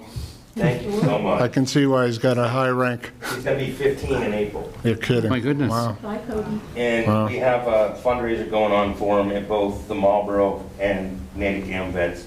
He needs a surgery. He has a cyst on his neck. My cat Is has that some. not paid by the veteran? There is no VA for dogs. Not There's for specific dogs. Equipment, like a tent peg. But they outrank you. Yes. That's a little quirk. Okay. All right. Bye, Cody. I'll talk to you. All right. Thank you, guys, both. Thank you all for your service. Absolutely. Thank you. Thank you. Mr. Spratt. Good evening. Bill Spratt, Executive Director of Public Works and Facilities.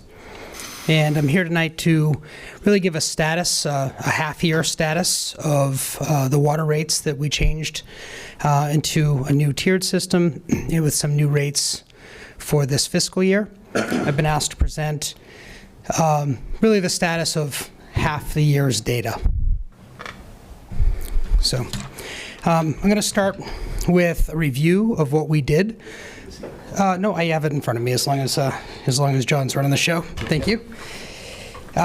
So review the changes that we made, show some projections that we anticipated versus actuals, and then our revenue to date. Next slide, please, John. So this slide is what we proposed last year. So again, it was an adjustment of the tiers. So the tiers happened a little earlier, and it was a 4% increase across the board. Next slide.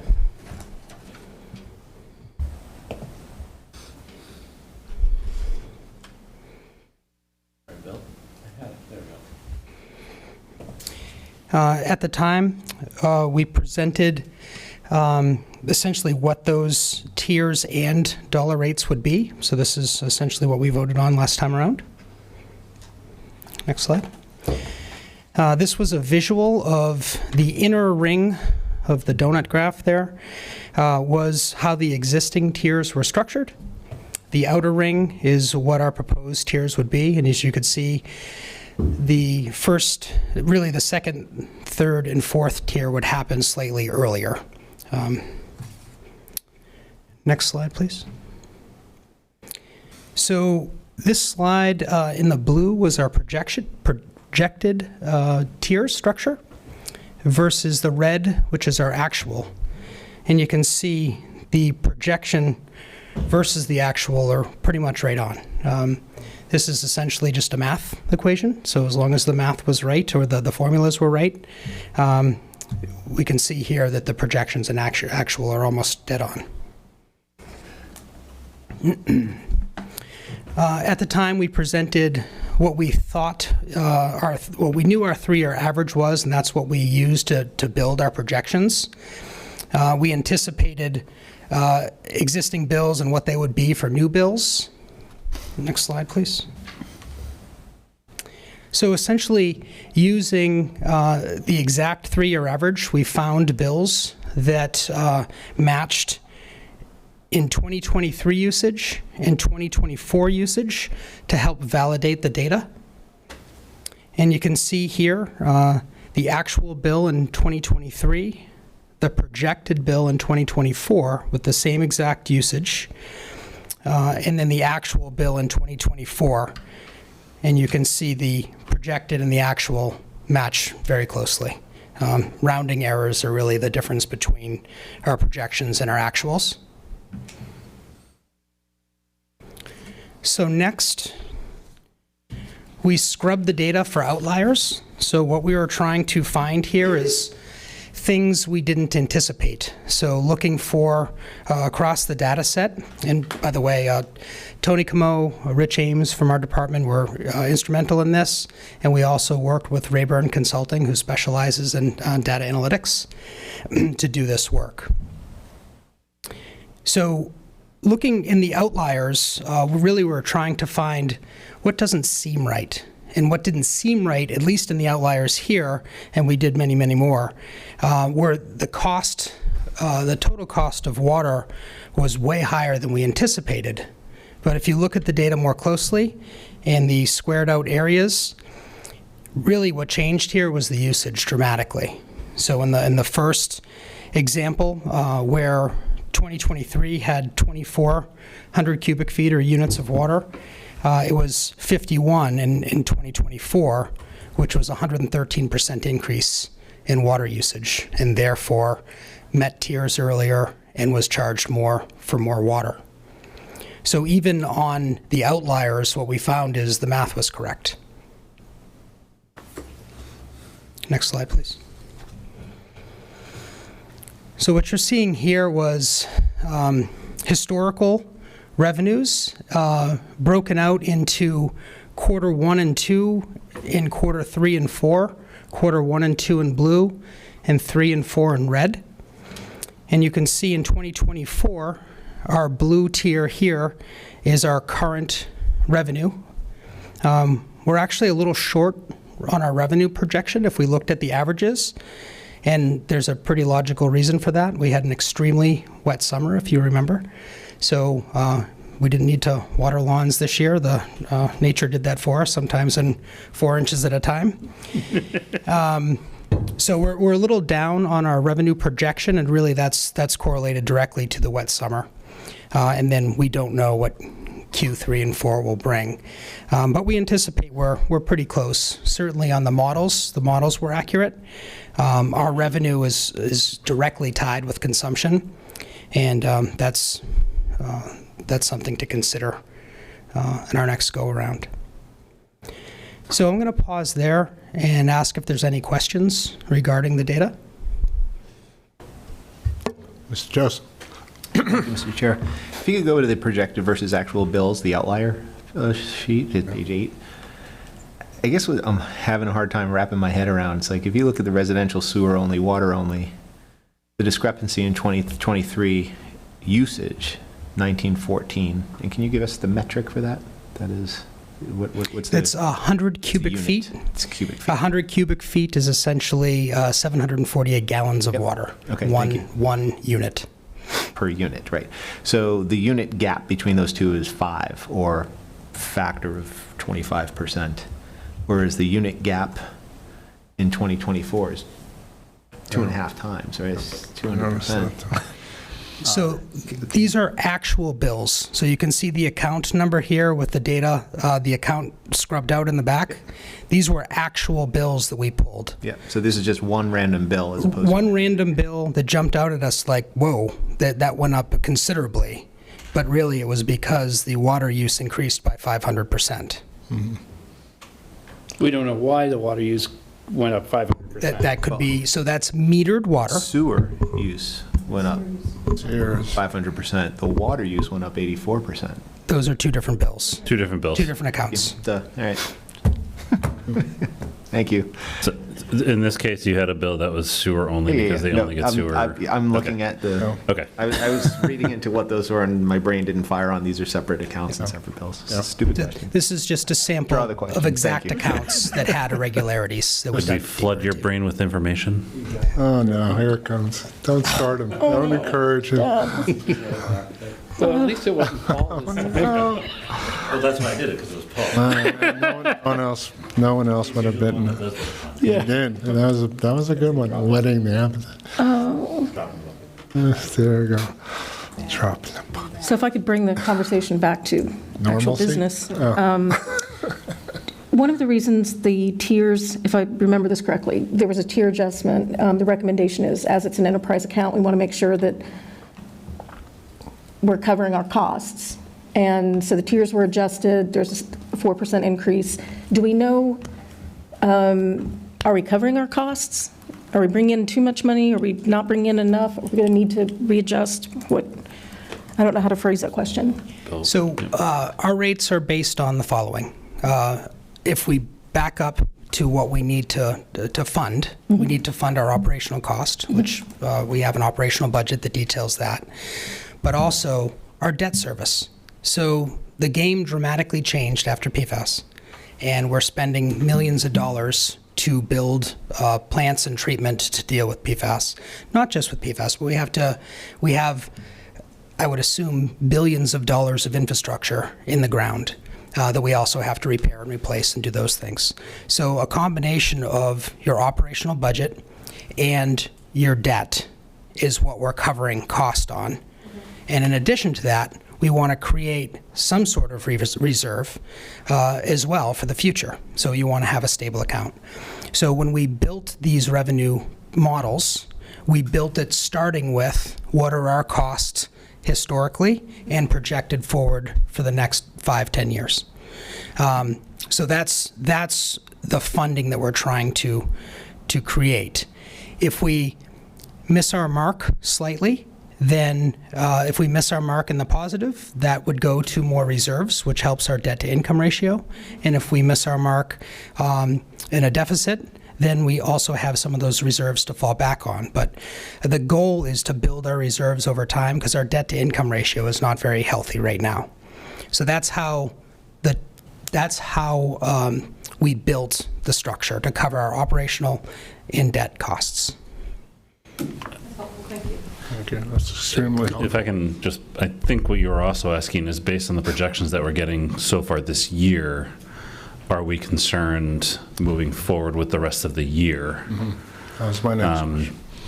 Because it does look like the revenues are down compared to what we were historical averages are due to the non-drought we had this The summer. rain, correct. So on average, if you look historically, it's about 54% of the revenue is generated in Q1 and Q2.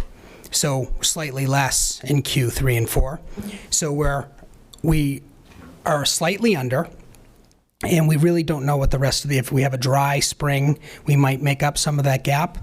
We're probably in the order of $100,000 to about $500,000, depending on what the end of the year is, because we're down in revenue from the lack of consumption. Our revenue rates are based solely on consumption, and that's something I'm going to be back in front of you in about a month to talk about rate setting. And one of the things that we've been considering because of this fact is maybe we should start building more revenue that's more reliable. So if we have a drought condition or DEP imposes restrictions on us, we're not supporting the infrastructure that's already in the ground. So that's something we need to think about and consider for the future. That was also one of my questions. So if the state were to impose a watering ban, for example, we saw that a couple of years ago where a revenue Correct, during the drought, yep. went in the, You can see that on the data That's for 22. 2022. But to your point, Ms. Coughlin, or even to Bill's point, consistent revenue sources could be in the form of fees, could be in the form of just more consistent It would be funding that comes in from the ratepayers. A change of the model. So our base Model, rate yep. is $5. So that's our base rate. If our base rate was much higher than that and our consumption rates were lower, there's a model of a place in Maine that 97% of their revenue comes from base rates. So it doesn't matter if someone really turns on a faucet or not. They have a revenue stream that's built towards their infrastructure as opposed to consumption.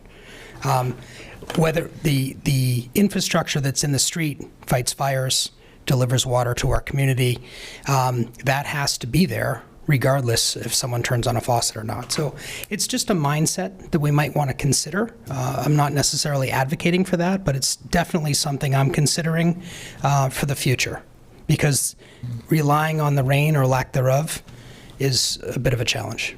Or regulatory controls or lack thereof. Which we have no control Or over. changes. Things outside of our control, really.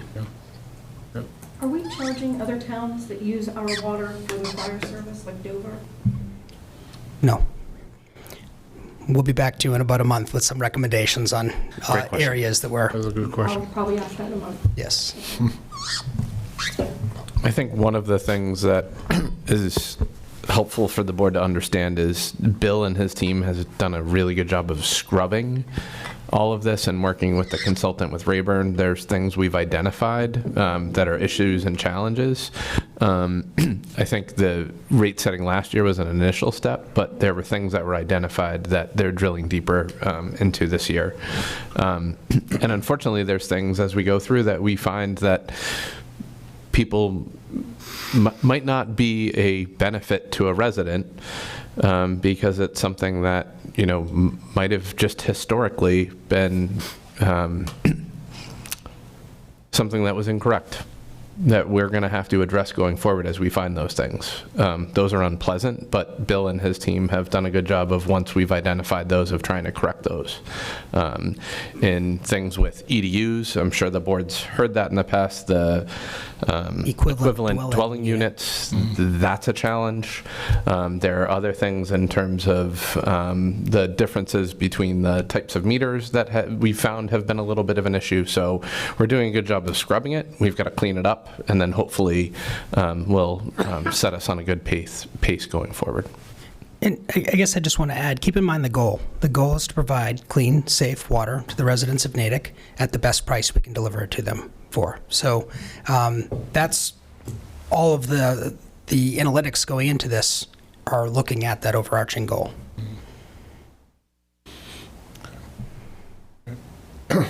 Move on with the presentation. Any other questions? No. Okay. There's just one housekeeping item. If you could go right to that back slide. So in our analytics, we found a mistake. And I just want to make sure, I just want to bring it to your attention. I don't think it affects the vote that we made, but I just want to make sure I'm accurate on that. So what we did essentially is voted for the tier shift and a 4% increase. If you look on this chart, the lines above here are what I presented and said this is the rates. There was arithmetic wrong in that. The rates were still 4%. The tiers were accurate. The below numbers highlight the mistakes that were made and that need to be changed. In our billing cycle, so in Munis, and all of the data in the model was inputted correctly in the billing structure. I just wanted to make sure I didn't cause an error with the board's vote. I personally don't think we did because it was 4% in the tiers, and those are accurate. I just wanted to highlight that slide in case it did cause an issue and we have to correct some bills. Jamie, is it worth taking a vote to just accept the corrections? It might be worth doing a confirmatory vote to accept the corrections, yes, but I don't think that would, the bills are based on what's below the bottom. The bills are accurate. Yeah. What we, for some reason, the presentations, we had two versions of the presentation and what was originally advertised on our website, but that none of those things affected the bill. So we've been correcting it on our website, but the bills are accurate. Let me just try to follow you.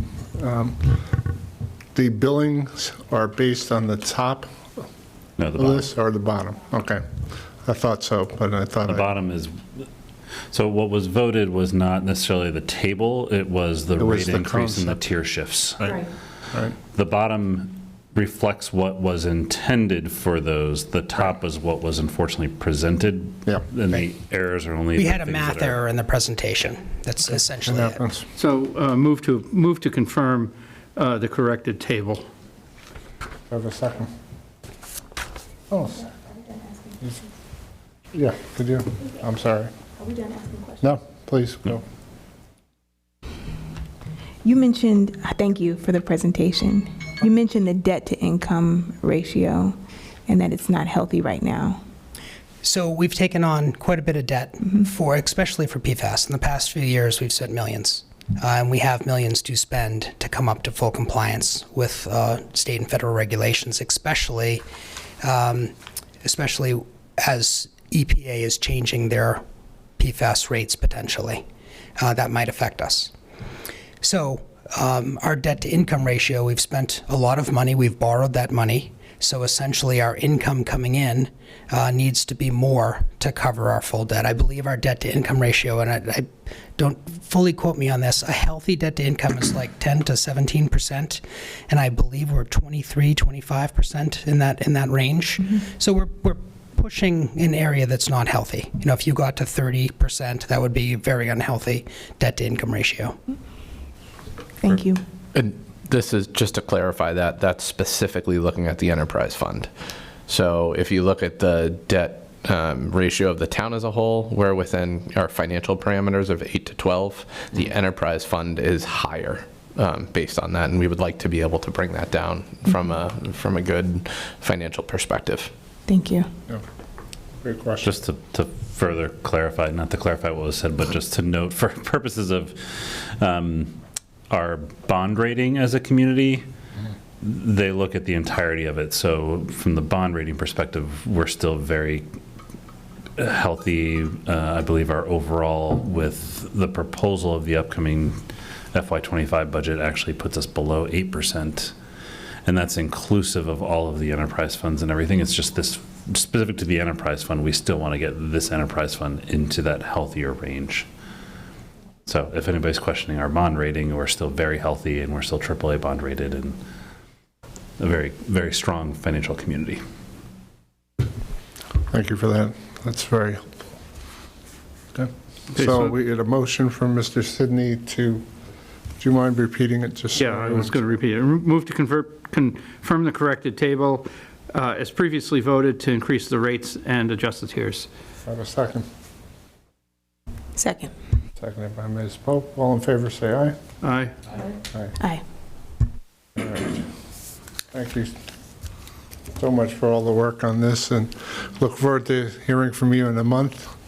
But I think your objectives are spot on, that you're looking forward. We've got a lot of investment to do, but you're keeping your eye on the debt to income and watching the revenues and making sure we're all getting aligned properly.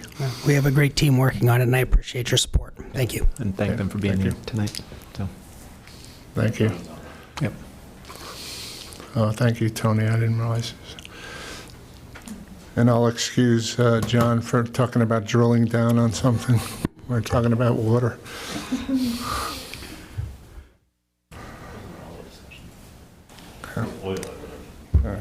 Well, it'd be nice if we were just...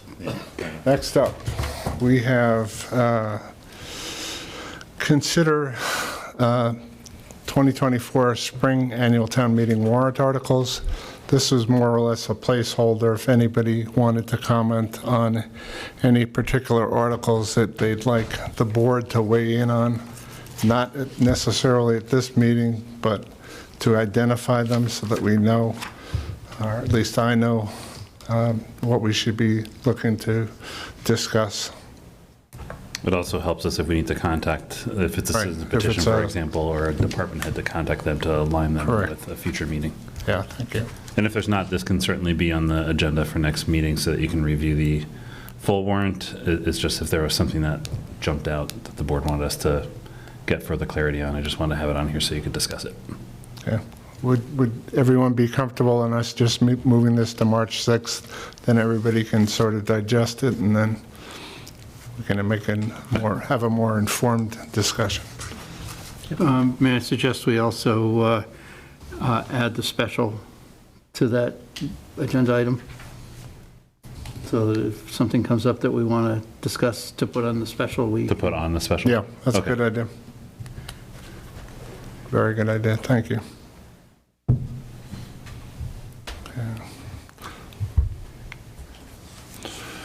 Okay, next up, we've got the town administrator review, and I circulated a copy of the town administrator review. I had not sent it to Mr. Erickson yet. Well, he could pull it down out of Novus. What? He can pull it out of Novus. Well, he can. I didn't send it to him prior to that. He's a very clever man. He probably has pulled it down. No comment. Anybody have any comments they'd like to make concerning the review? Mr. Joseph. Oh, actually, I was just coughing. Oh, sorry. But sure, why not? No, I was joking about how long the item was, but there's a lot of material here. First of all, having been in this role now for 3 years, and having worked with you prior as well, I think the review does a great job summarizing your strengths, the culture movement you've started and continue to work on, and even tonight, which became evident in Mr. Marshall's comments about the things you're looking at to continuously improve. You've created a place where the expectation of our employees is to tell us what we need to know, not what we want to hear.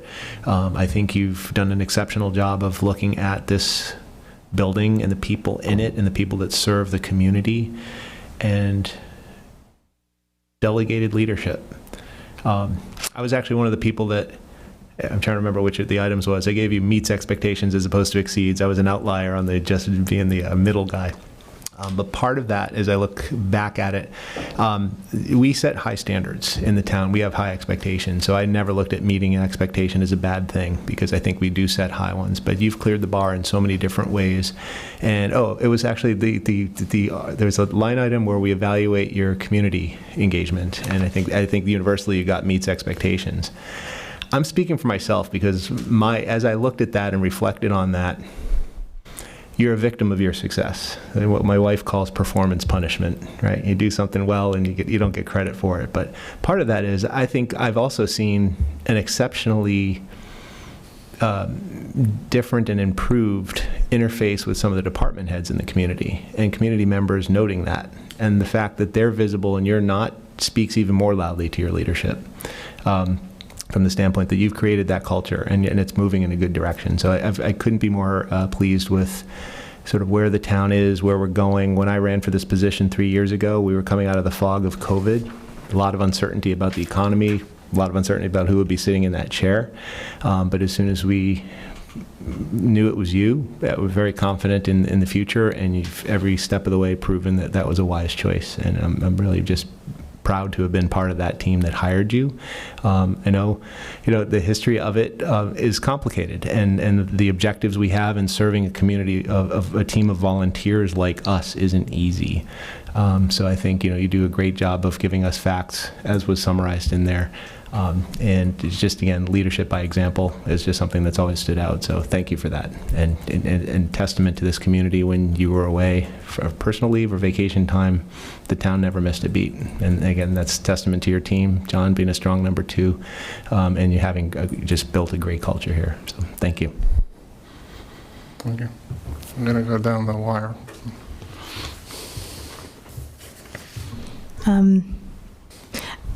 Thank you. Thank you for all you do for the town. It's a pleasure to work with you. I enjoyed working with you before I was on the select board. Thought you were like super steady, very diligent, very responsive, like really responsive. And I think our town is better for you being, the chief. And I just appreciate all of your hard work and the way that you steward the town, the way that you steward the team, and the changes that you have made. I feel like there were things that I heard about before I became a select board member that needed to happen, that have happened.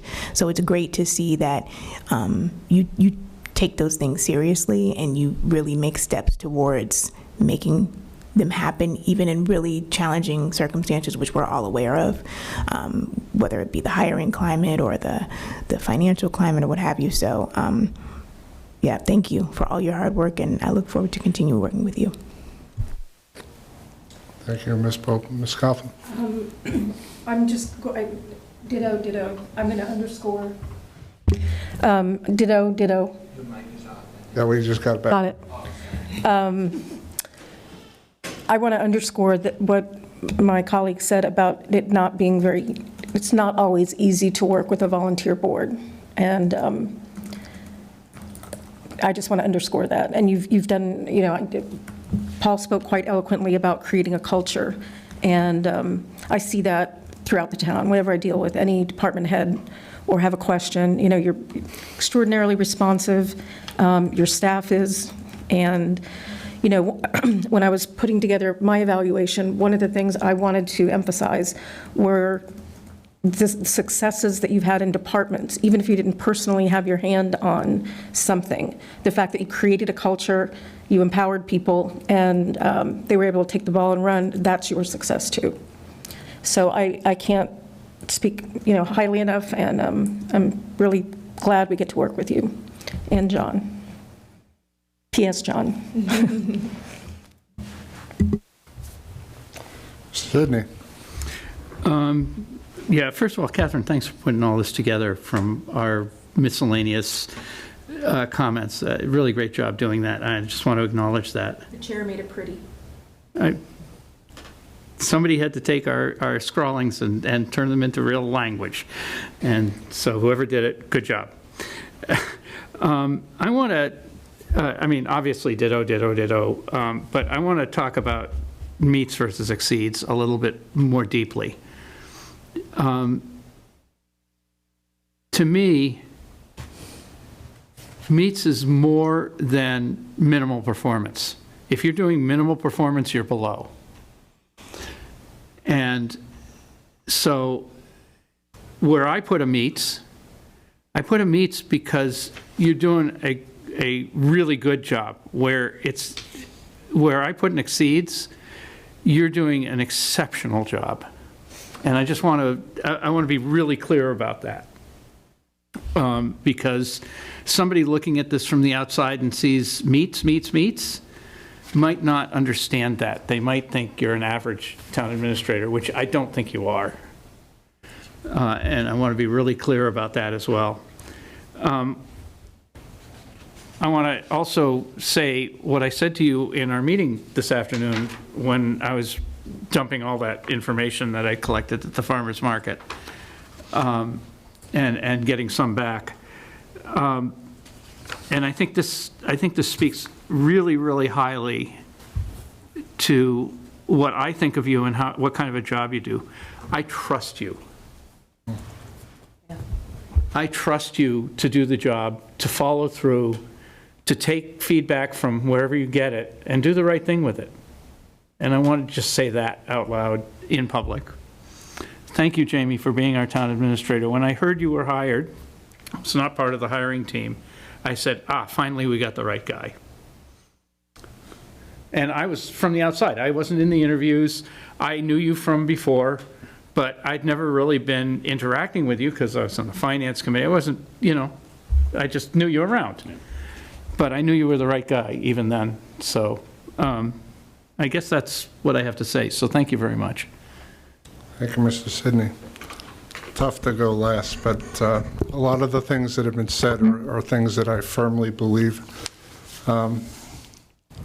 There's a lot of things that you do. We're a relatively inexperienced board, and your counsel and your giving us information on the pros and cons of various approaches is invaluable to us and will be even more valuable when Mr. Joseph is no longer on the board. We'll be the elder statesman with 2 years under our belts. But you have a can-do attitude. Nothing is ever too much of an ask. You will push back, and that's one of the things I really value, is your ability to push back and say, is this a desire or is this a requirement? And to push back and say, yeah, this is on our radar, but it's not as important as that. It is very important. This is an impossible role to do everything in. And to Mr. Sidney's point, meets expectations is not a C average. It is we have a high level of expectation, and you met it. The exceeding expectations just speaks to how much we think you cleared the bar on those things by such a wide margin that it was noticeable by all of us.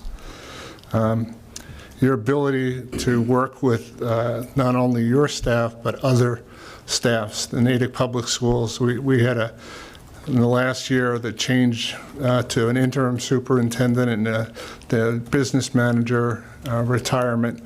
It's a new set of people. You had to develop relationships with them and make those work. With the school budget being the vast majority of the budget, it is essential to have a good, solid working partnership, and that takes effort. It doesn't just happen. I've seen it not happen. So I just wanted to add my thanks as well. And on a personal note, I know I'm coming to near the end of my chair position, I guess we'd call it, tenure. And I know I couldn't have done a lot of things that we've been able to achieve as a board without your help. So I just wanted to particularly thank you for that. So now it's your turn to give a retort. Well, I'm a little speechless, very humbled. Was not prepared for this, so thank you all so much. I want to first thank all of you and all the iterations of the board that I've worked under, because I've felt nothing but support from the 5 who have sat in these seats. Feel extremely lucky to have had the iterations of the board over the last 3 years that I've had. Current one very much is critical, but it started with your predecessors. And I say that in the sense that the predecessors that I was able to work with did, in my opinion, establish a good culture at the board level that has allowed and supported the work that we've been trying to do as a town administration.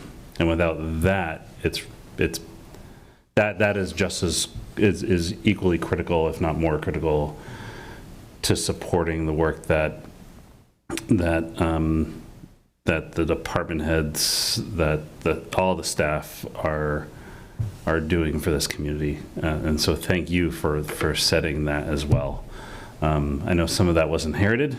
Some of that is you're doing yourself. But if it wasn't there as a foundation, I don't think the current members would really have that. I think I even mentioned this when some of the new members came on board. It's really about the board as an entity, not necessarily about the individual. I want there to be debate. I want there to be dialogue. I want you to be informed when you make decisions, and it's really critical that when you make those decisions, you also stand by those decisions as a group. And that's critical, in my opinion, to the success of the board, but also the success of town administration as we move forward to enact the policies that and the vision that you have for this community. Obviously, I wouldn't be able to do any of the work that we've been able to do without the dedicated leadership of the staff. John obviously has been amazing to have on the team. And I want to thank you for all that you are doing and have done these short 2.5, although it feels like a long 20 plus years as deputy TA, as well as John Townsend as deputy TA, as well as the department heads. And coming out of the pandemic, it's felt, we were actually just talking previously about these last, well, John, I think just over 2 years in the role. Me coming up on 3 years in this role, but come end of May, it'll be 4 years back in the more town administration role. Sometimes you don't get an opportunity to look back and see what you've done or what we've done, what the town has done. It's been a lot that has been accomplished in the last 2, 3, 4 years, thinking that we were working through a pandemic. The department head team, we were just talking about this, of the team that was here when I was hired in the deputy TA role to today, there's 2 people that are still on that team of the 10 to 15 that make up that team at any given time. Now, some people got elevated into new roles, so they're internal, so they were working for the town. But with retirements, with very valid reasons why people were leaving to take other positions elsewhere, with just natural turnover, the department head team has shifted significantly in the last 2+ years. And I just feel fortunate that, again, the culture that is established in Natick as a place that people want to work for has allowed us to also buck some of the trends that are noted in the review with regards to hiring. Not 100%, but it's allowed us to use that as a reason for people wanting to work here. And that has afforded us the ability to bring in people who want to be part of that culture change, that want to lead some of that culture change. So I truly do believe that the team is really critical to making that happen, and that it's because the community, and even in my 9 years working for the town, I've always said Natick is when we can think critically or logically or holistically about an item, really analyze it from all sides, and be able to articulate that well, this community gets behind those ideas. Whether it's a funding for a project, whether it's a concept of a policy, whether it's a bylaw change or new zoning, this town gets behind it. And that's a culture that I really just want to continue to harness with the team to make sure that we continue to just improve how this community operates and works and provide services to its residents, its businesses, its visitors, its all of the above. So I haven't read this entirety 11-page document, but I just want to say thank you to this board and to the team that I've been fortunate to work with. It's been a really amazing 2.5 years so far as TA, and just 9 years, 8 of the last 9 years working for the town. So thank you. In fairness, it would have been 8 pages had I put the ratings as landscape or But It's that, effective. that's It's just an the effective. formatting thing. The readability was much Readability, improved. there you go. Yeah, no, portrait is my default. Okay, thank you again. And great work, you know, I don't, we're all speechless here, you know, so we'll just leave it there. Oh, I should probably, even though they're not watching at all, thank my family as well. I feel like I'm an academy of accepting award. Yeah, that's right. Don't forget anyone. Yeah. But, I'd like to thank my agent. and the families of all the people that work and volunteer for the town, because this can be at times very much a thankless role, whether it's a volunteer putting in hours in, or really department head down to labor, police officers, everybody. The amount that this community is able to do with the and it's relatively resource rich, but we still do a lot with what we have. But that takes a lot of commitment and also sacrifice from the families within which we all live. So thank you to the families as well, I guess is my point. Thank you. All right, moving along. Thank you, Mr. Erickson. To our favorite part of the agenda, the consent agenda. Okay, so the three items on the consent agenda. Item A, accept resignation of Andrea Precoma from the Economic Development Committee. Item B, approve Safety Committee recommendations from September 2023 through January 24 as submitted by Chief Hicks. Item C, approve and sign the 2024 presidential primary warrant. Anybody want to pull anything? I move the consent agenda items A through C. That was seconded, moved by Who was Mr. that? Sidney, seconded by Ms. Coughlin. All in favor, please say aye. Aye. Aye. Aye. All right. Town administrator notes. Just a reminder, early voting is happening this week.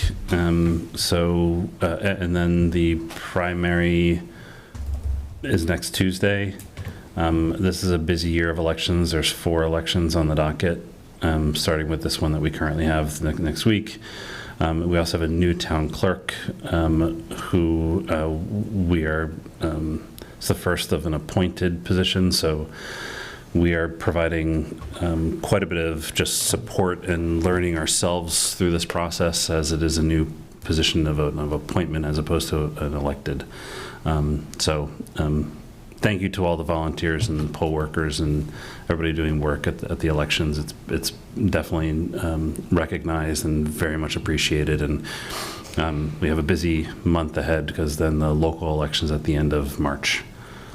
So we go from one to the next, and then town meeting starts, and then special town. So it's a heavy couple months for the clerk's office, and then we start preparing for fall town meeting. Yes, and then but. Point is, we're as a town administration really trying to dive in and learn as much as we can about the process so that we can best support the clerk's office and the volunteers and what they do. It's been a bit of a shift from my mentality, I know, because it was previously an elected position, and it's the first time it's an appointed position. So now there's definitely a full recognition of the need to be more knowledgeable and not necessarily involved or managing it, but just more knowledgeable so that we can support the team doing that work. And outside that, we are going to be starting in the next couple days/weeks the FinCom review processes.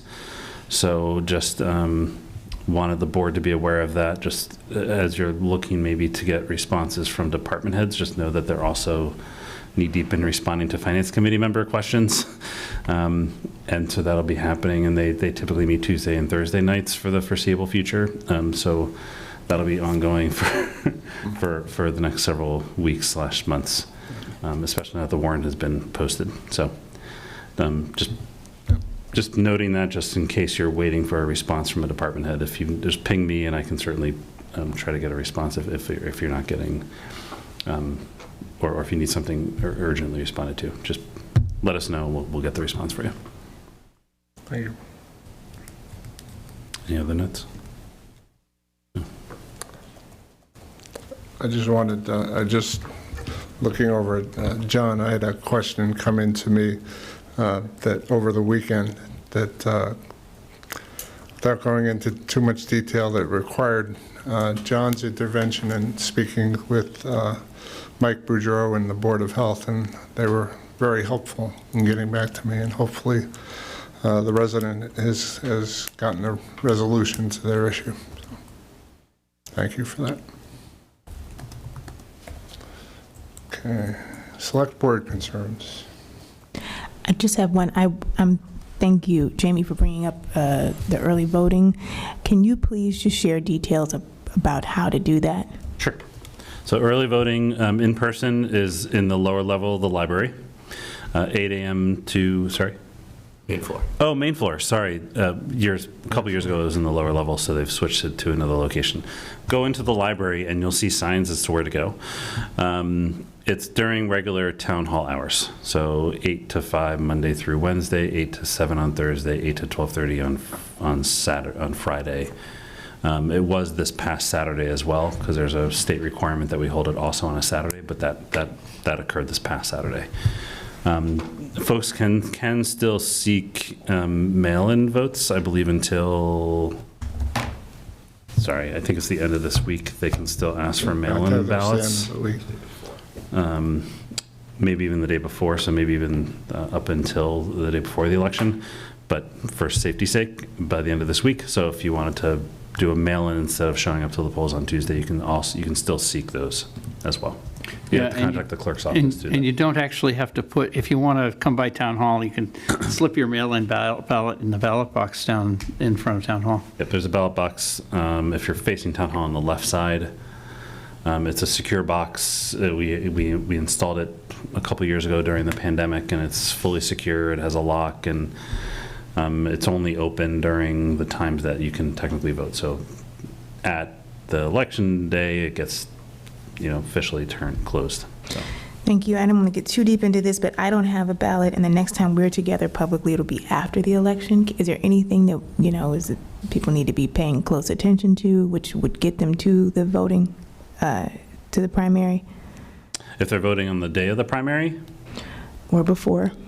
So I would make sure, if you're voting the day of the primary, make sure you are fully aware of your primary precinct location, because there were some shifts the last couple of years as to where the precinct locations were, to confirm where you go to vote. Bruce, anything else there? Yep. Yeah, sorry, I was just going to bring up, there's a website on Natick, natick.gov/1851, how can I vote? And on that page are voting locations and the various different ways that you can vote between now and election day. Thank you. So we've been working to update the website as well. I was going to mention that next. So you can get that information. All that information is available on the clerk's section of the website. Okay. Thank you. And again, early voting is at the library all this week during regular town hall hours. Okay. Thank you. Thank you for that question. That was very helpful. I'll listen to that. Anything else? Mr. Joseph? Thank you, Mr. Chair.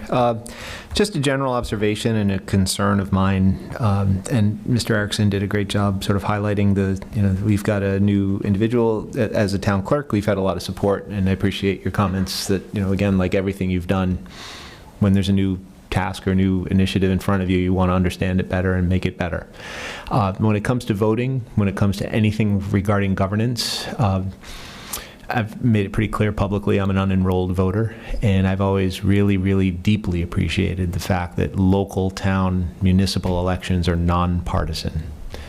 We're in a very divided national political environment right now, and sadly I've heard rumors, I've verified comments of individuals in the community, groups in the community that want to take advantage of what I consider polarizing issues and foist them on the local elections and local discussions. it's everyone's right. You know, this is America. You're free to say what you want. But I ask every community member that cares about this community and supports this administration and supports this town to, rather than lob grenades if there's a concern, be proactive. I think one thing this culture has created is a very welcoming and inviting place to raise concerns, to share observations, and to bring things up if there's a legitimate concern about anything regarding the integrity of the elections, the process, accessibility of information, and so forth. I think we have a communications director that's done a phenomenal job. You're higher. I think we have an administrative team that's done a phenomenal job. We've got a tremendous number of volunteers in the community working to make this happen, as you said. And from what I'm already starting to observe, I'm very concerned that there are people that aren't going to be happy about something and bring what I've seen as a I'll say disappointing, but I really want to say disgusting, national polarization to things. So if you're concerned about anything regarding the election, the process, and so forth, please bring it to the administration's attention. Please bring it to the clerk's attention. Please bring it to any of our attention. We all serve this community proudly. We're not all politically aligned when it comes to national politics. And like I said, I'm a staunch unenrolled voter. I've got my own issues with both parties. But as a concern, as an elected official representing this community, I worry about this. And I'm deeply concerned that people are letting talking points, outside dollars, hysteria through channels of media that we just have seen in an unprecedented way influence how they behave towards one another as community members. And it's sad and it's scary to me. And I just hope everybody that's going to pull a ballot and make a decision celebrates the fact that we've got good problems if that's what we're bickering about here in Natick, Massachusetts, is why we think we're right. There's a lot going on in the world right now, and I'm really, really concerned that we're bringing way too much polarization to a place that we've got it pretty good. So I just ask community members to remember that throughout this next month, especially when it comes to municipal elections, and then for the national elections as well. And I'm very grateful for everybody that's working to protect the integrity of the voting process in our community. Thank you. Thank you very much for that, Mr. Joseph. Yeah, that was all on all our minds, I think, honestly. Appreciate that. Any other comments? Concerns? Move to adjourn? We got to go to correspondence. I do have to ask that question. We have none, as far as I know. Not that I'm aware of. I think nothing attached to the agenda. I can't think of anything that has come in since. Okay. Mr. Sidney, play that song. Move to adjourn. I have a second. Second. All right, moved by Mr. Sidney, seconded by Ms. Coughlin. All in favor, please say aye. Aye. Aye. And we beat Aye. our time. It's 9:25.